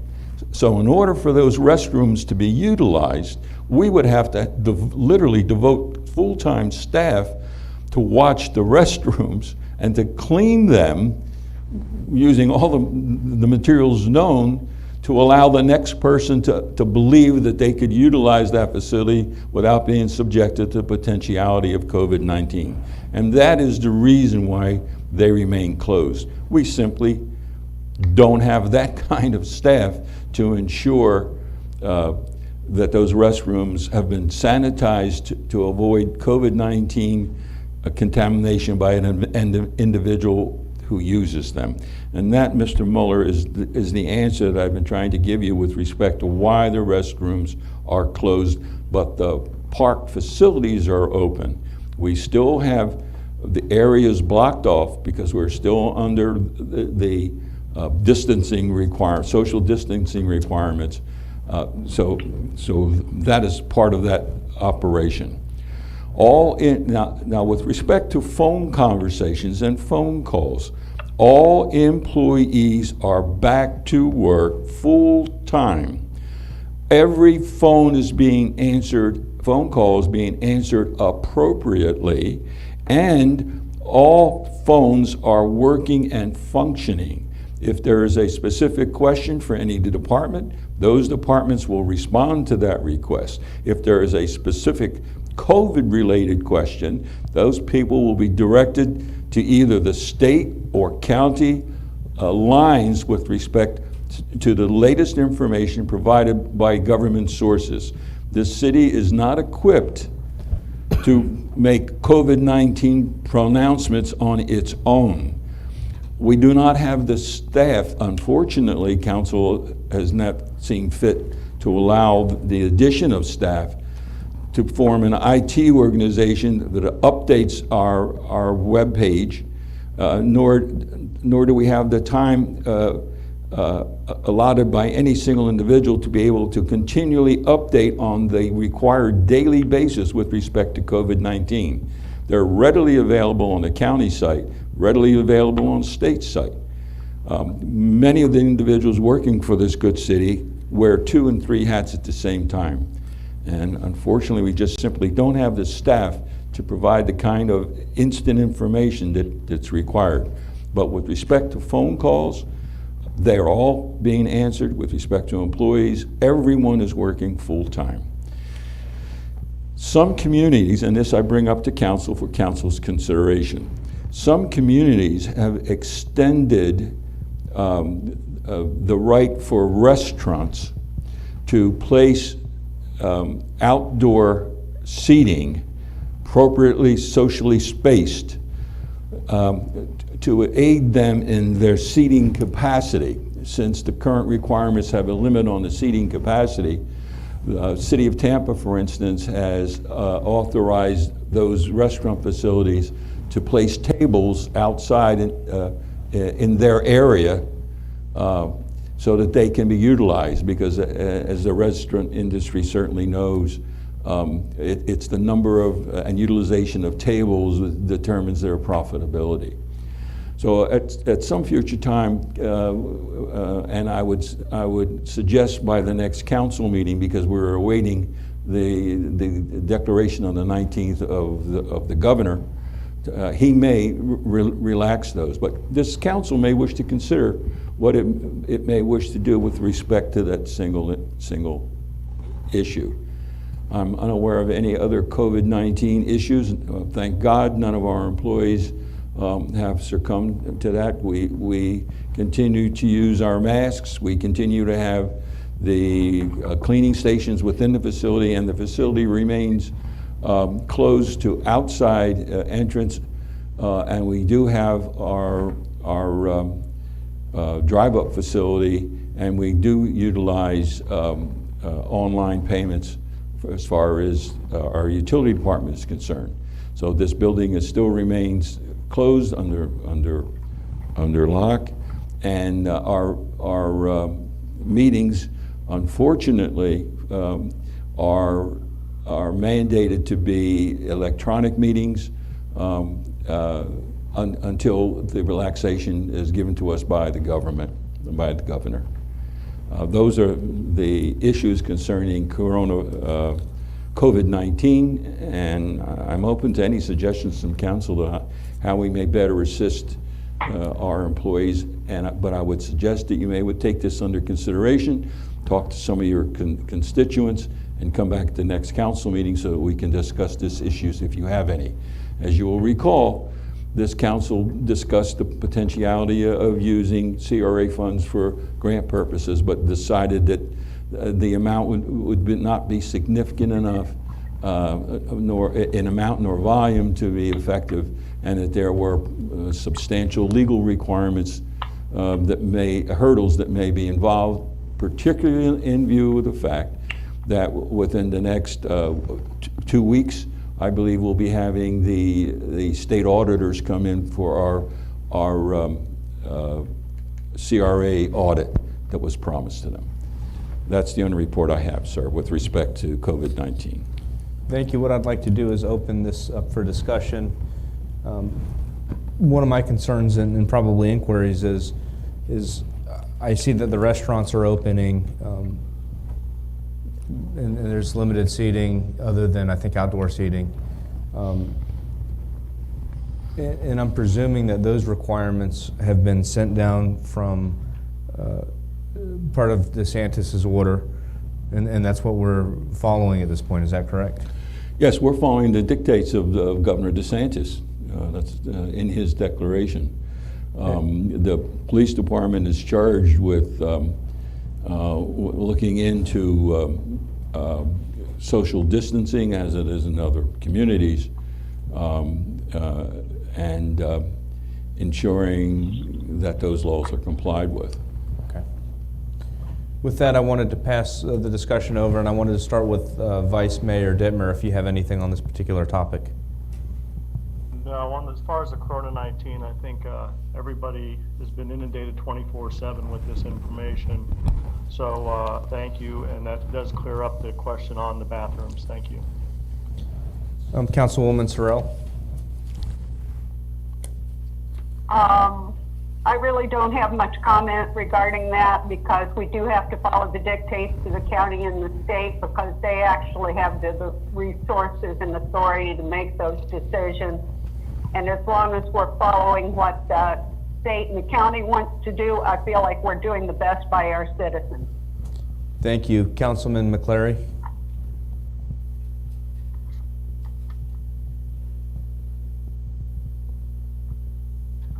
And I'll come back to him. Did you say Kinsella or McClary?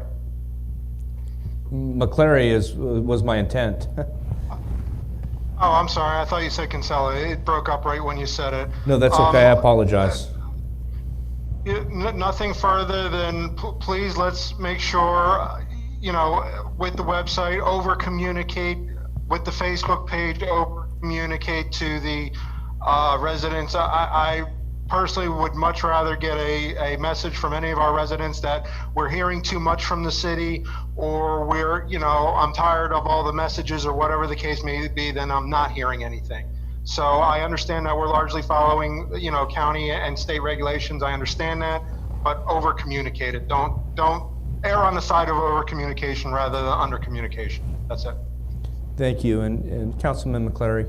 I'm sorry, Kinsella. I'm Kinsella. Yes. I got a couple for our acting police chief and our fire chief. A concern for both our police officers and our firefighters. Do they have the appropriate PPEs? Is it adequate? Do we have enough?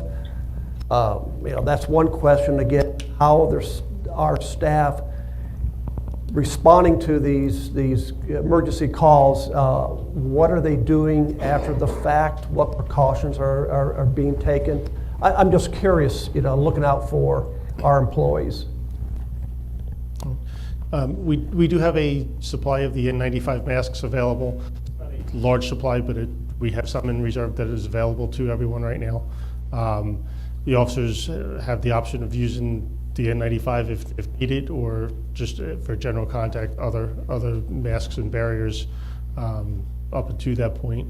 If they do come in contact and have a potential exposure to somebody with the virus, or they may have the virus, Chief Soroy has established a process to where we can bring them through a pathway at the fire department that's set aside, and actually go through a decontamination process whereby getting clothing clean and body decontamination as well.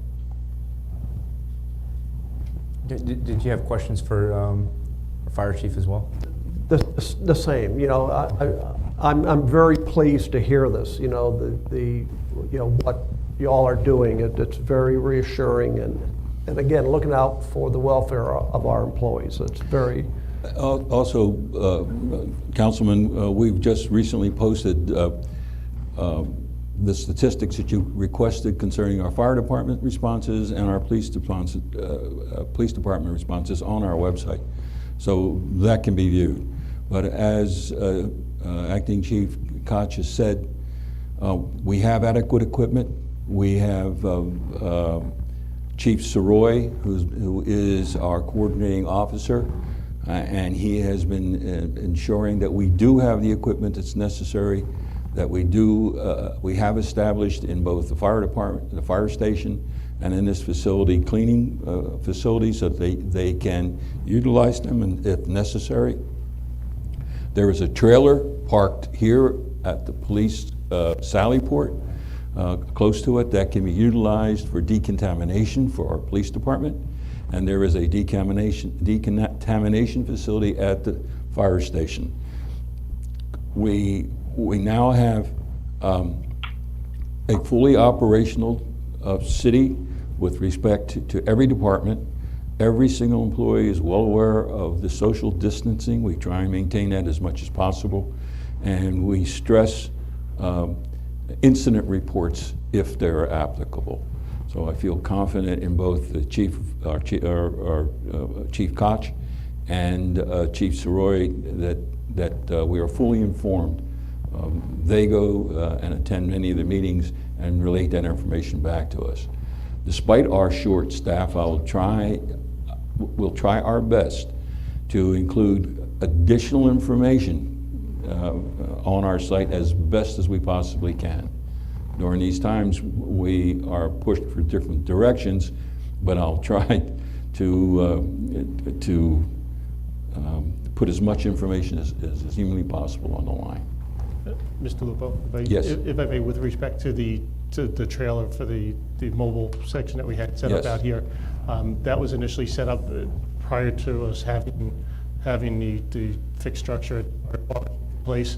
We've since gotten and sent that back to reduce the cost aspect, but we have the fixed. So we had in it place. in the very beginning, and now we relinquished it, and we're using that single decontamination facility in conjunction with the police department. Yes, sir. And the fire department. Yes, sir. Like I said, the mobile device was used on a couple occasions before we had that set up. Once we were able to establish that, which now has facilities to be able to handle the clothing and all that the trailer did not, cycled over to there, and that was through discussion with myself and Right. Thank you. Thank you. I believe that closes If I our... might add on that? This is Chief Soroy, could I say something? Certainly, sir. Of course. Okay. Also, I just wanted to add on to this, we did purchase a washer and dryer that is capable of actually sanitizing our work clothes. So the police department and the fire department, or anybody that's exposed, they can come to the station, take a shower, and wash their clothes and put on their second set of clothes. But then that way they would not have contaminated clothes with them. So this washer and dryer is, we just received it 2 days ago, and it is up and operational. As far as that, all of our PPE that we had requested from the county, we have just received a large stock in personal gowns, N95 masks, sanitizers, and such. So we're looking very well in the fire department as far as that, and distributing that out throughout the rest of the city if they need it. Thank you, Chief. With that, I wanted to know if we were ready to move on to item agenda number 3 for council business. And it looks like it's going to be discussion of city's 4th of July event. Yes. And with that, I'm going to pass it to Mr. Lupo. For City Council discussion is the city's 4th of July event that is held annually at the Waterfront Park. City Council is to advise staff on how to proceed on this issue in light of COVID-19. It seems that all of our lives today revolve around the requirements associated with COVID-19. I will give you the following information to help you guide us in moving forward. The 4th of July falls on a Saturday this year.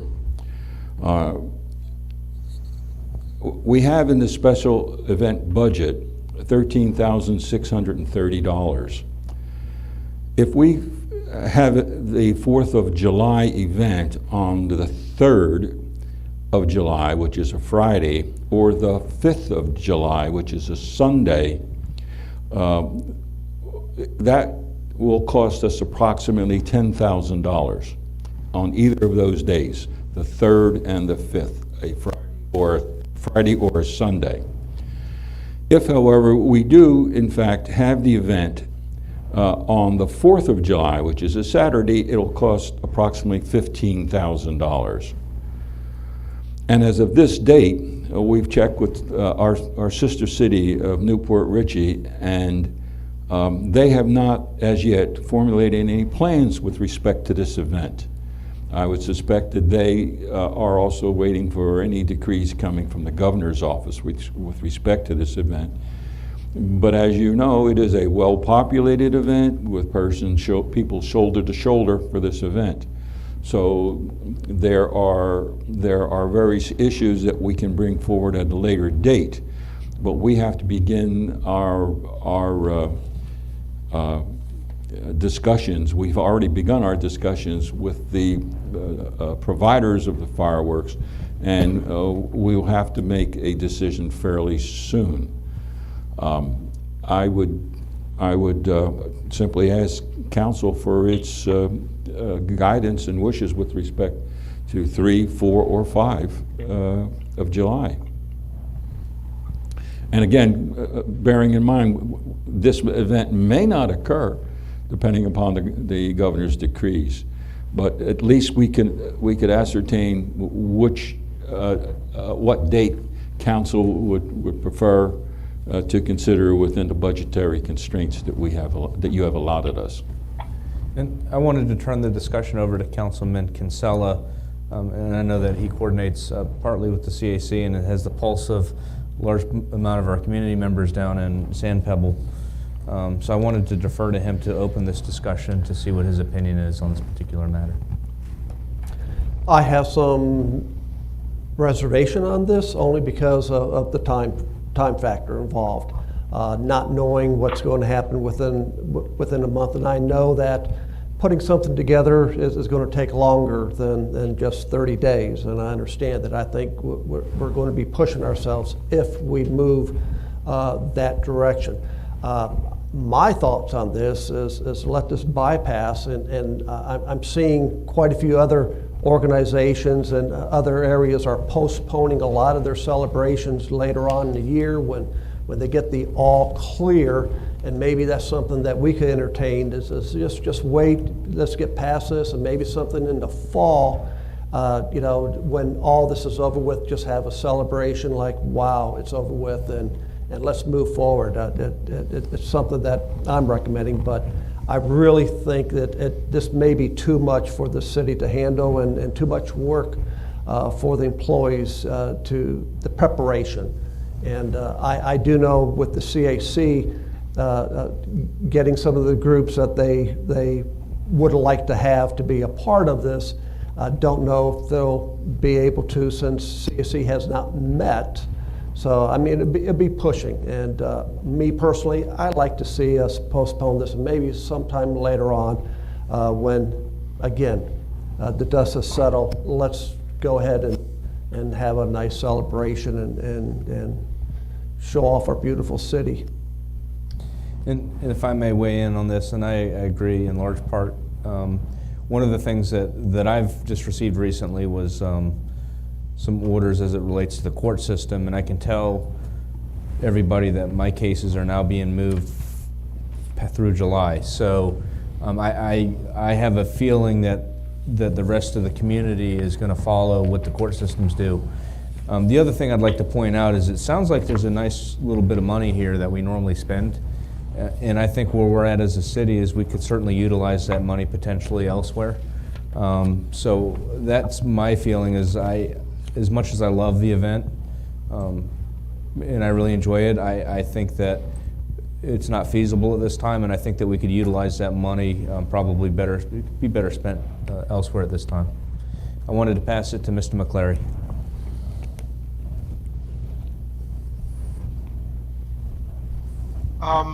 As far as dates go, I personally think it should either be the third or the fourth if we were to do it. However, I'm kind of inclined to agree with the mayor as well as Councilman Kinsella that given the current COVID issue, I know, for instance, Disney World is just starting to think about opening up in July. It poses a lot of issues from a management standpoint and a people management standpoint, as far as social distancing, proper sanitation, et cetera, that may stress our departments even more than they already are for the event.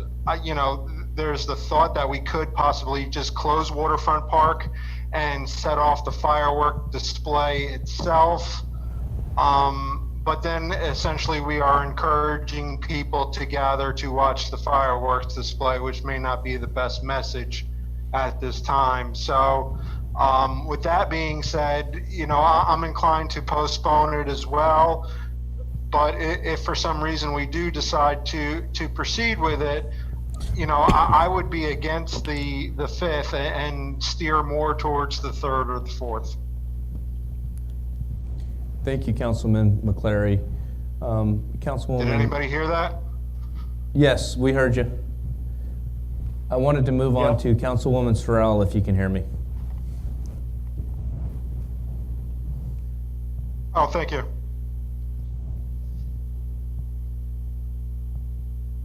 And Councilwoman Sorrell, you there? I agree with Councilman McClary, the 3rd or the 4th, not the 5th. It's a Sunday night. Most people will hopefully will be going back to work. I'm here. Yes, ma'am. I'm here. Can you not hear me? I can hear you. We can hear you loud and clear. Can you hear me?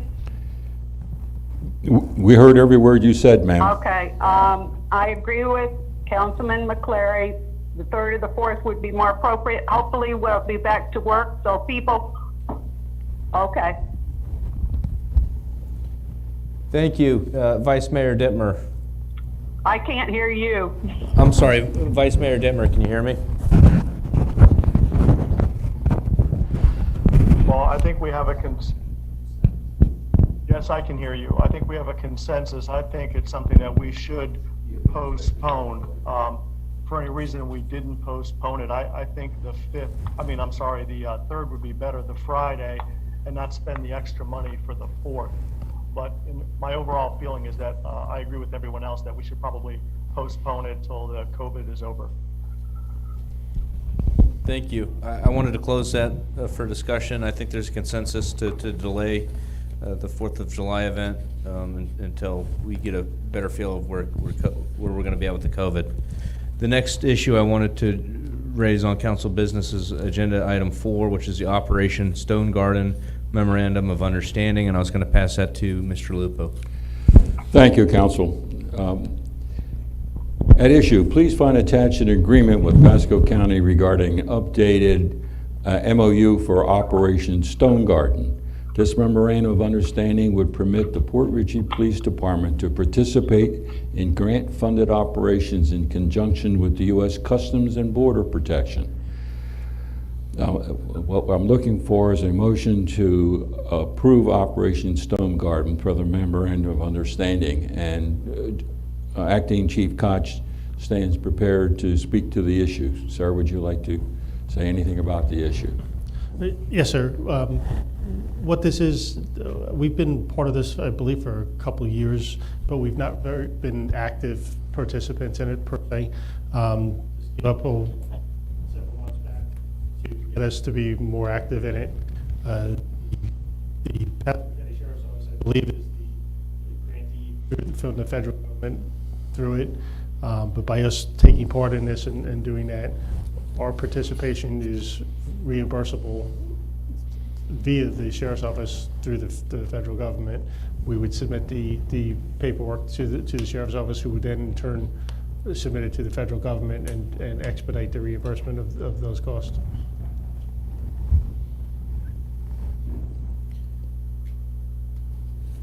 Thank you. I wanted to open this for discussion with the council and/or any motions.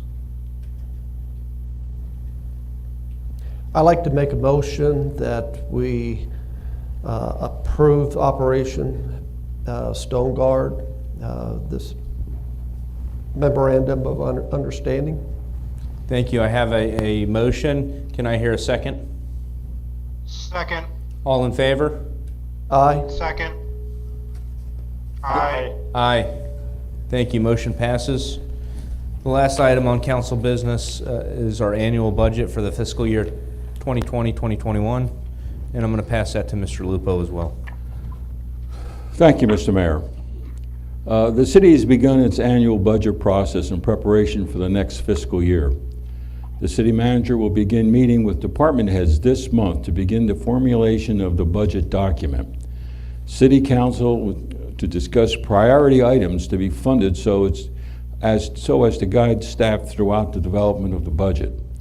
To help a discussion, below are some projects that have been completed in the current fiscal year. The River Golf and Grand Boulevard sidewalk construction project. That was a project that was up, funded, and is now completed. The water treatment plant green sand filter media replacement. That project has been fully completed, and we are issuing through our distribution system absolutely fantastic quality water. Completion of the median landscaping on US 19. This was a joint effort, and that media landscaping project has been completed. We have moved to and approved the purchase of the 6 vehicles for our council's request for our police department. We have also purchased 2 new vehicles for our public works and utility department. And most importantly, our investment returns from local government investment pools have been on target and have been, in my opinion, exceeding what we initially expected. I would request that council members that they may wish to take some time and provide the administration with some of their project considerations. I would request that you provide to the administration your input as far as your formulated ideas and your considerations, so that we can begin to include them into our thinking, so that when we bring back these items to council during the budget process, you'll see that those projects, what they may entail, what they cost, whether or not general council would like to improve them. So this is, in general, an opportunity for council members to consult with their constituency, to gather in information from them and formulate whatever projects they may wish to consider as a budgeted item for this coming fiscal year. I would request that you begin this project at your earliest possible convenience, and as soon as you obtain any recommendations, please submit them to the administration so that we will include them in our process of putting the budget together. This is a particularly challenging year with respect to COVID-19 and related issues, but we will put together we'll begin to have staff put together that budget, and we will incorporate your suggestions and requests before the entire council for their eventual selection. Thank you. If I may open, one of the issues that I've heard, and from my conversations with, I think, people in the fire department, is one of the issues that I would like to address sooner than later as we go into this budget year, is we have 2 fire engines that are now costing us, I think, more money to maintain and to use than their value. And I personally would like to make that a priority for our next budget year. And I was going to ask if we may, by consensus, and I don't know how much time administration needs, is if we can put a discussion on the fire truck and whether or not we can fit it into the next fiscal year on the next next agenda item, on the next meeting, which will be, I think, the 26th. And I don't know if that's possible or if you guys are interested in that as well. If I might, Mayor? Yes. Your discussion is absolutely appropriate with respect to the absolute need and requirement for us to move forward with the purchase of a fire engine. It is abundantly clear to us that is an essential necessity for this community. It will, in fact, be in this year's budget. I know that I have the consensus of this council to move forward in that direction and to prepare and present to council all of the information that we have already put together, because during our discussions on the police vehicles, we brought the same issue up. So our fire department staff has been diligently, along with our administrative staff, diligently researching what we can do, how much it will cost us, and how quickly we can achieve that goal. So I can assure you, sir, it will be in this year's budget. Thank you. The other thing that I wanted to address as we start to put the budget together, as I know there's been a steadily decrease in the amount of CRA funding for salaries that we utilize to pay employees. We've gone down, and I think we're down to somewhere around 15%. What I was asking that we can try, if we can do it for this budget year, I'd like to see if we can reduce that percentage down, and I think we've been going an average of 3 or 4% a year, which will give us more money if we can do that. To actually utilize that money is, in my opinion, is how it should be utilized, and that should be for other projects that will enhance the community. If I might, Mayor? Yes. When I first started to help putting this budget together, we brought it down from 63% down to approximately 15%, and it was my goal and wish to reduce it down as much as is appropriate for the actual implementation of those functions. It will be thoroughly discussed during the budget process, and we will work the budget as closely as we possibly can, and it will be presented to council for council's eventual approval, bearing in mind this issue will be a part of I believe will be part of the report and of the auditors, the state auditors with our CRA funds. So rest assured we will move as quickly as possible to address these issues, and we will have a better feeling for it once the auditors get in and begin to go through our CRA functions. And we will make every possible effort to reduce that within an acceptable range by law and by necessity. Thank you, and I wanted to afford the other council members some participation in this. I wanted to know if I can start with Councilman McClary, if you have anything to add. Just a point of clarification, Mr. Lupo. You said as soon as possible as far as citizen input, or let me rephrase that, as far as council input from their constituents.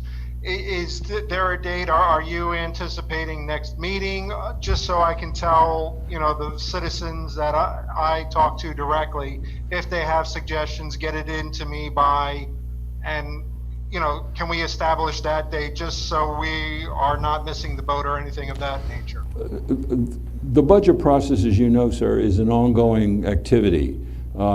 Each department comes in, we discuss the budget with each department, what their requirements are, the numbers that involve, the employees, etc. So it's a moving event depending upon which department it is. I would like to have your input on any basis, 1 time, 2 times, 3 times, 4 times throughout the process, because the final process will come before you, the council, for your decisions. So the earlier I could obtain those requests, the easier it would be to work through the various departments and to isolate them to specific departments and functions. So, you know, there is no gun to council's head with respect to getting it in tomorrow morning, but certainly within the next week or so, to please begin to forward them to the administration, and need not be a bundle of 3, 4, 5. I would actually prefer, on a more piecemeal basis, so that we can more easily incorporate it into our discussion. So the time frame, sir, is I would say easily the rest of this month, because I would like to start the budget process as quickly as possible through the first week, beginning of the first week in June. I would actually have started them earlier, but because of the issues surrounding COVID, I haven't had that opportunity. So if I could have your information by the end of the first week of June, I think we could, we're pushing it, but I think it would be important for us. Can I jump in right here? Of course. Do we have workshops where we could get input from the citizens? Yes. Yes, absolutely. Can we set something up as soon as possible to, and publicize to the citizens our intent and We typically have 2 budget workshops before we start the formal budgetary hearings that are required. And we typically do those in July or August. So we will definitely be having those workshops. Okay. Good. Thank you. Mr. McCleary, I know that I left off with you. Did you have anything further? I know that you had a question from Mr. Lupo, but I wanted to give you the floor back if you had anything else. My question, the question was, what was the date? And it sounded like by first week of June, we need to have solutions. That was my question. Yes, sir. The first week of June, second week of June, sir, so that we can begin to incorporate that, because we begin to have our workshops in July. So if we can incorporate those thoughts and ideas from you and your constituents, we can begin to put them into our process. Okay, perfect. Yeah, that was my question. Vice Mayor Dittmer, I wanted to pass the floor to you at this time. Thank you, Mayor. Like you, I also had a fire truck as one of my #1 items, but something that we do need to really look into is infrastructure with our water mains and sewer lines. That's going to eventually be a large cost, and we need to really start budgeting and looking forward to the replacement of those pipes. So that's one of the things, and I will get more feedback from others. Thank you. And if I can weigh in, and I agree with you 100%, Vice Mayor, what I wanted to do and what I was going to propose that we do at some point is I think that we should probably at least have a discussion about adjusting water rates, or at least having a study to do that, to make sure it's done in accordance with setting the rates correctly. And I think that we should set rates with the anticipation that we are going to have some large expenses, and I would rather be ahead of that than behind that. So I think before we get into the weeds in terms of the actual budgetary or the budget, what I would like to ask if we can do is within the next month or so, have a discussion as to whether or not we can revisit water rates, which may, or at least have a study done, which will give us some direction in terms of what we can afford in terms of the infrastructure issues that you've raised, which I think we badly need as well. If I might, Mayor? Yes. With respect to those rates, what would absolutely be required is an analysis of our water rates, a complete analysis of our production, of the costs associated with it so that we can build a proper scheduled water rate. You currently have a water production, filtration, and distribution system, in my opinion, one of the best in the state. Our water rates reflect that. Our operation and the quality of our water also reflect that. But part and parcel of that, in order to determine what those actual costs are and to redistribute them will require an outside analysis, and that's something that I believe that this city not only should do but must do. Water is a precious commodity.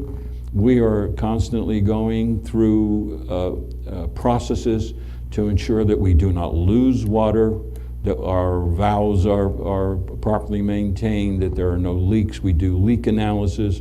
We've most recently changed many of our structures with respect to the ability to read and utilization of our water. So I would tell you that I am absolutely positive that this requirement will move forward as quickly as we possibly can do it, sir. Thank you. I appreciate that. I think, Mr. Vice Mayor Dittmer, you were complete with your statement. I wanted to pass it over to Councilwoman Sorrell, if I may, at this time. Can you hear me? Yes, we can hear you loud and clear. Okay. Our biggest priority, if we're going to continue to have a fire department, is to take care of our fire engines. And a fire engine is a cost of almost $1 million to get a good fire engine going, and we need 2 of them. So that is our biggest concern right now at this present moment, because our fire department can't run to a fire. They have to have a truck. So we're going to have to think of that. Infrastructure is definitely the second one. If we were to raise the water rates, would that raise go directly towards the infrastructure? Do we know whether that could be done? I'm going to pass it to Mr. Matthew, if I may. No. Jenny, can you hear me? Can everybody hear me? Yeah, in my layman's way of explaining this, it's a closed accounting system, so if you want to set up a capital account for future infrastructure needs, right now we don't have that. And so when you do a water rate study, you would have to do that first, okay? Because then that would be an expense that you would have each year to put into the capital account. So that has to come first. So in other words, you're going to take $100,000 and put it into that account to cover infrastructure needs going out 20 or 30 years or whatever the number is. Then you've got to develop that figure first, and then you can use that figure as a mandatory expense to determine your water rates, because they have to come. You can't be making a profit over there. If any, a substantial amount, you make a small profit. Does that answer it? I believe so. Does that help you, Councilwoman Sorrell? Yes, I understand that, but I do think that our priorities should be towards the fire engines and our infrastructure. Those are the oldest and the biggest expenses that we're going to have. So in regard to the budget for this year, I do think those are the 2 major things that we should be concerned about. I agree. Thank you. Before I moved on, because this is kind of an important discussion, I wanted to at least go around a second time to see if anyone had anything else to add. And I'll start with Mr. McClary. No, I definitely agree with the fire truck and the infrastructure. Even if we start sowing the seeds in the utility budget for upgrades in the road or upgrades in the future, we don't necessarily need to start that, the physical work in the next budgetary year, but start putting together the fund for it. Because obviously water quality is of major concern and among our residents, and I want to make sure we have a plan to present to them that we are going to maintain it and upgrade it in the future and put together the path towards the funds to get there. Have we even, and this is a question, have we even undertaken a study thus far to see what would it take to upgrade our current pipe plan so we can start establishing what our budgetary goals would be to phase that in? Because, you know, what I'm hearing is, and I agree with that, yes, it's an aging system. Yes, we all have to upgrade it, but what is the plan and what are the budgetary requirements to hit that? Yes, we should be setting aside money, but what's the goal that we're reaching towards? And how can we implement that as part of this coming year's budget? If I might, Mayor. Councilman, your question is well posed. We have a brand new director of Public Works and Utilities, and he has begun a in-house analysis of exactly where we stand with respect to many of the those infrastructure-related activities, and he will be coming forward in time with that analysis. I'm sure that once he comes forward, we will have to go out in one form or another to obtain the actual numbers and be able to present that to council for council's considerations. But he has begun to make various modifications within our system to improve it and to begin to do an inventory with respect to the needs of that system. So in one sense, sir, it has already begun. In another sense, it still has a ways to go.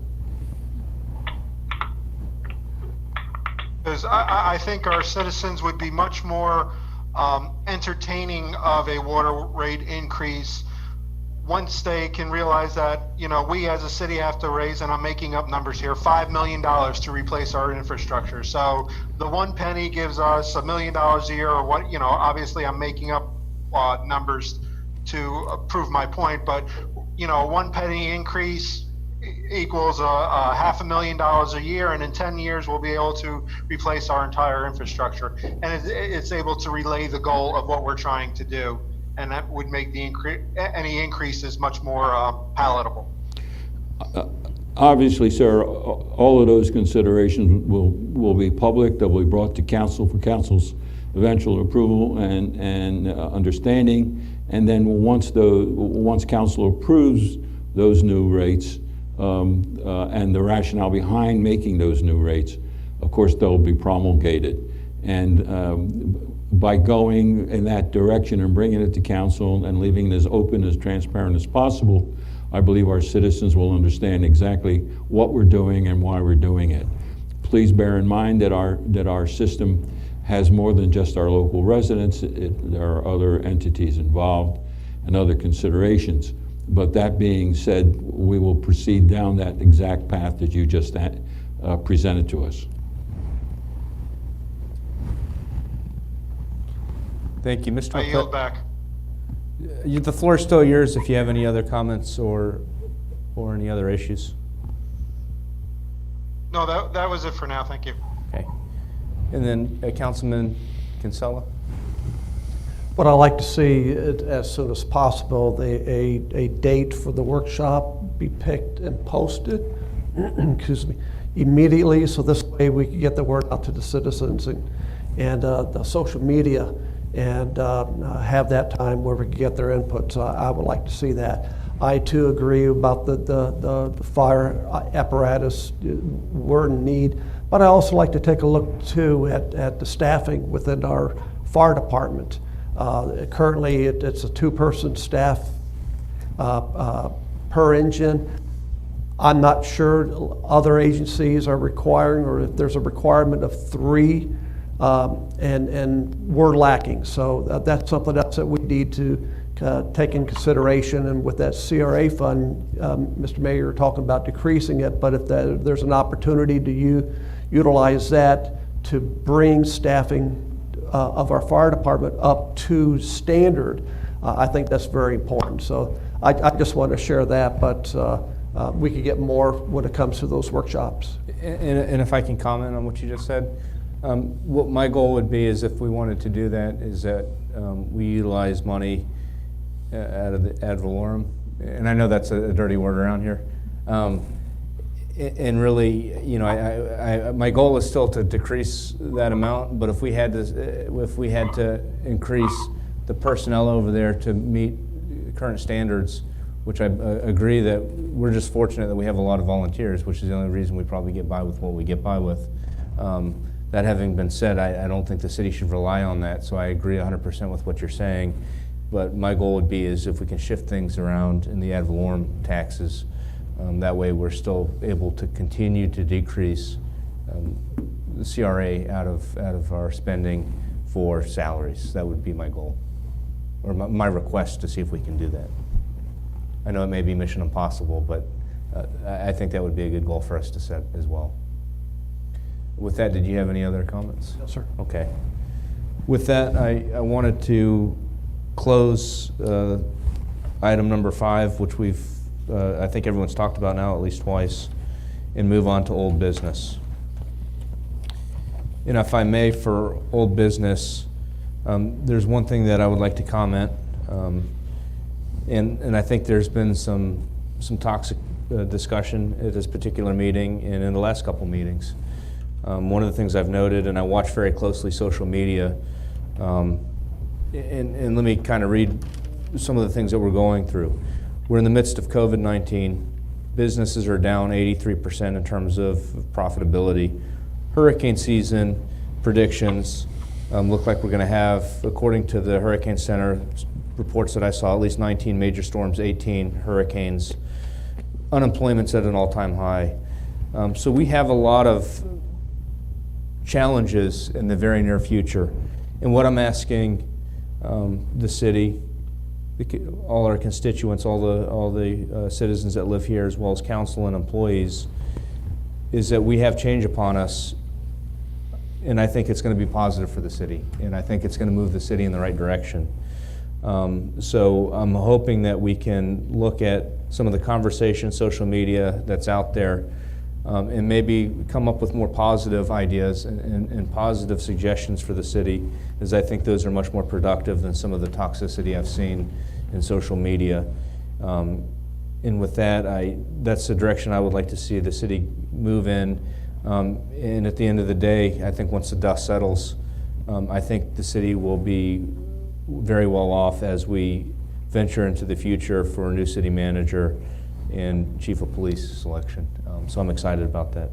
With that, I wanted to pass old business on to Councilman Kinsella to start. Tom. The only question I have is talking about Treadway, the sidewalk lane, having some better markings. Right now, I think this is a great opportunity if we're going to do anything to make that area a little safer or make it identifiable, is to do something now before all those businesses really open up for good. My understanding, the weekends with the trailer traffic, the boat trailer traffic has been outrageous when I hear police officers have to be out there to direct traffic because of vehicles pulling trailers, utilizing Nick's Park. So I'm hoping that if we need more signage or more direction, but something more for the safety of the pedestrian is what I'm really concerned, because we're entering this time of season where, you know, they're going to be patronizing, you know, restaurant to restaurant, and let's make sure that we have a safe walkway for them. But again, if we could address that and get some type of markings and make that really stand out. If I might, Yes, of course.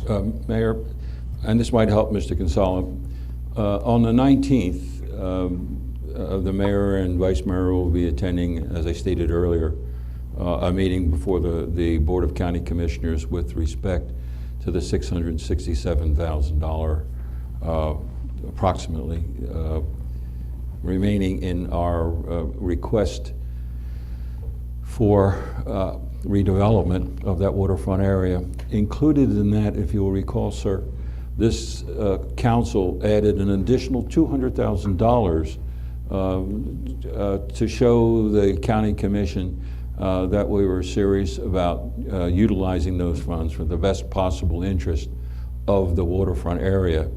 And part and parcel of that $200,000 discussion that council put forward was utilization of it for sidewalks, signage, lighting, and all of those issues. So I would suspect that subsequent to their meeting, we'd have a better handle on exactly what we can and cannot do and the amounts of money that we can utilize it for specifically those purposes. In the meantime, I've tasked Mr. Uhas, our Public Works and Utilities Director, to come up with some ideas and potential costs to do exactly what you refer to, sir. Honestly, I'd like to see it if we can sooner than later, only because this is the time to make these changes, educate the folks before they all show up during the summer, and get it properly marked. And our businesses are closed, so during the week you probably have a lot more room to work down there. I agree. Thank you. Is that all you had, Mr. Kinsella? Okay. Mr. McCleary, I wanted to pass old business over to you. I have one question. I'm almost afraid to ask it, but I will because several constituents have. One question, and I am not inferring that he be or otherwise stating this, but several residents have asked if interim chief Koch will be part of the selection process for the next chief, or at least introduced if he is willing, and obviously if he's not, then that's totally his decision, but will he be introduced to the Florida Police Chiefs list for consideration since he has been on the force for such a long time? If I might, I won't speak for Acting Chief Koch, but any qualified individual who submits a request directly to the administration here, that request will go directly to the Florida Chief of Police Association for their consideration. So obviously, if a 22-year veteran of this organization wishes to enter into that arena, he is most certainly welcome, and I would be more than happy to forward his request if he desires to the Florida Association of Police Chiefs of Police.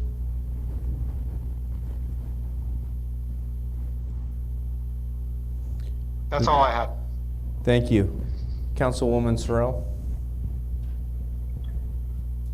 Everybody's pretty much hashed everything over time and time again, so I have nothing further to add to it. Thank you. Thank you, Councilwoman Sorrell. Vice Mayor Dittmer, old business. Again, we're going to go back to Nick's Park and the funds that were going to be made available by Mike Wells for helping with the ramp. We're going to stay on top of that and also stay on top of the turn lane closure and the FDOT permission to do so. So I want to make sure we keep that to the top. If I might, Mayor, Councilman Dittmer, I'll read a piece of correspondence from Director Sean Uhas of our Public Works and Utilities Department. Per the request, per your request, that's of me, sir. Per your request, through the request of Councilman Dittmer, I reached out to FDOT about closing off Cody Lane from northbound US 19. I spoke to Mr. James Mayer, who is in the permitting department. He stated we need an application and signed and sealed drawings submitted to them. This would be for signage, removal and coverage of asphalt, installation of an island with sidewalk on Cody Lane. And the permit is called through a one-stop permit procedure. So those are the requirements that FDOT is placing upon us. And with respect to those requirements, we'd have to go out and get an engineer to come up with the cost and then move to council and go forward with the cost and design to make that happen.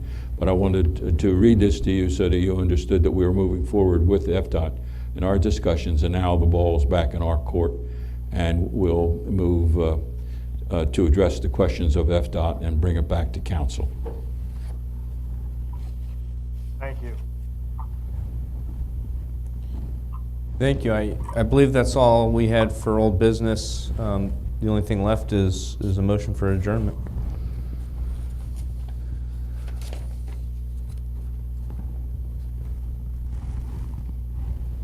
Motion to adjourn. Second. All in favor? Aye. Aye.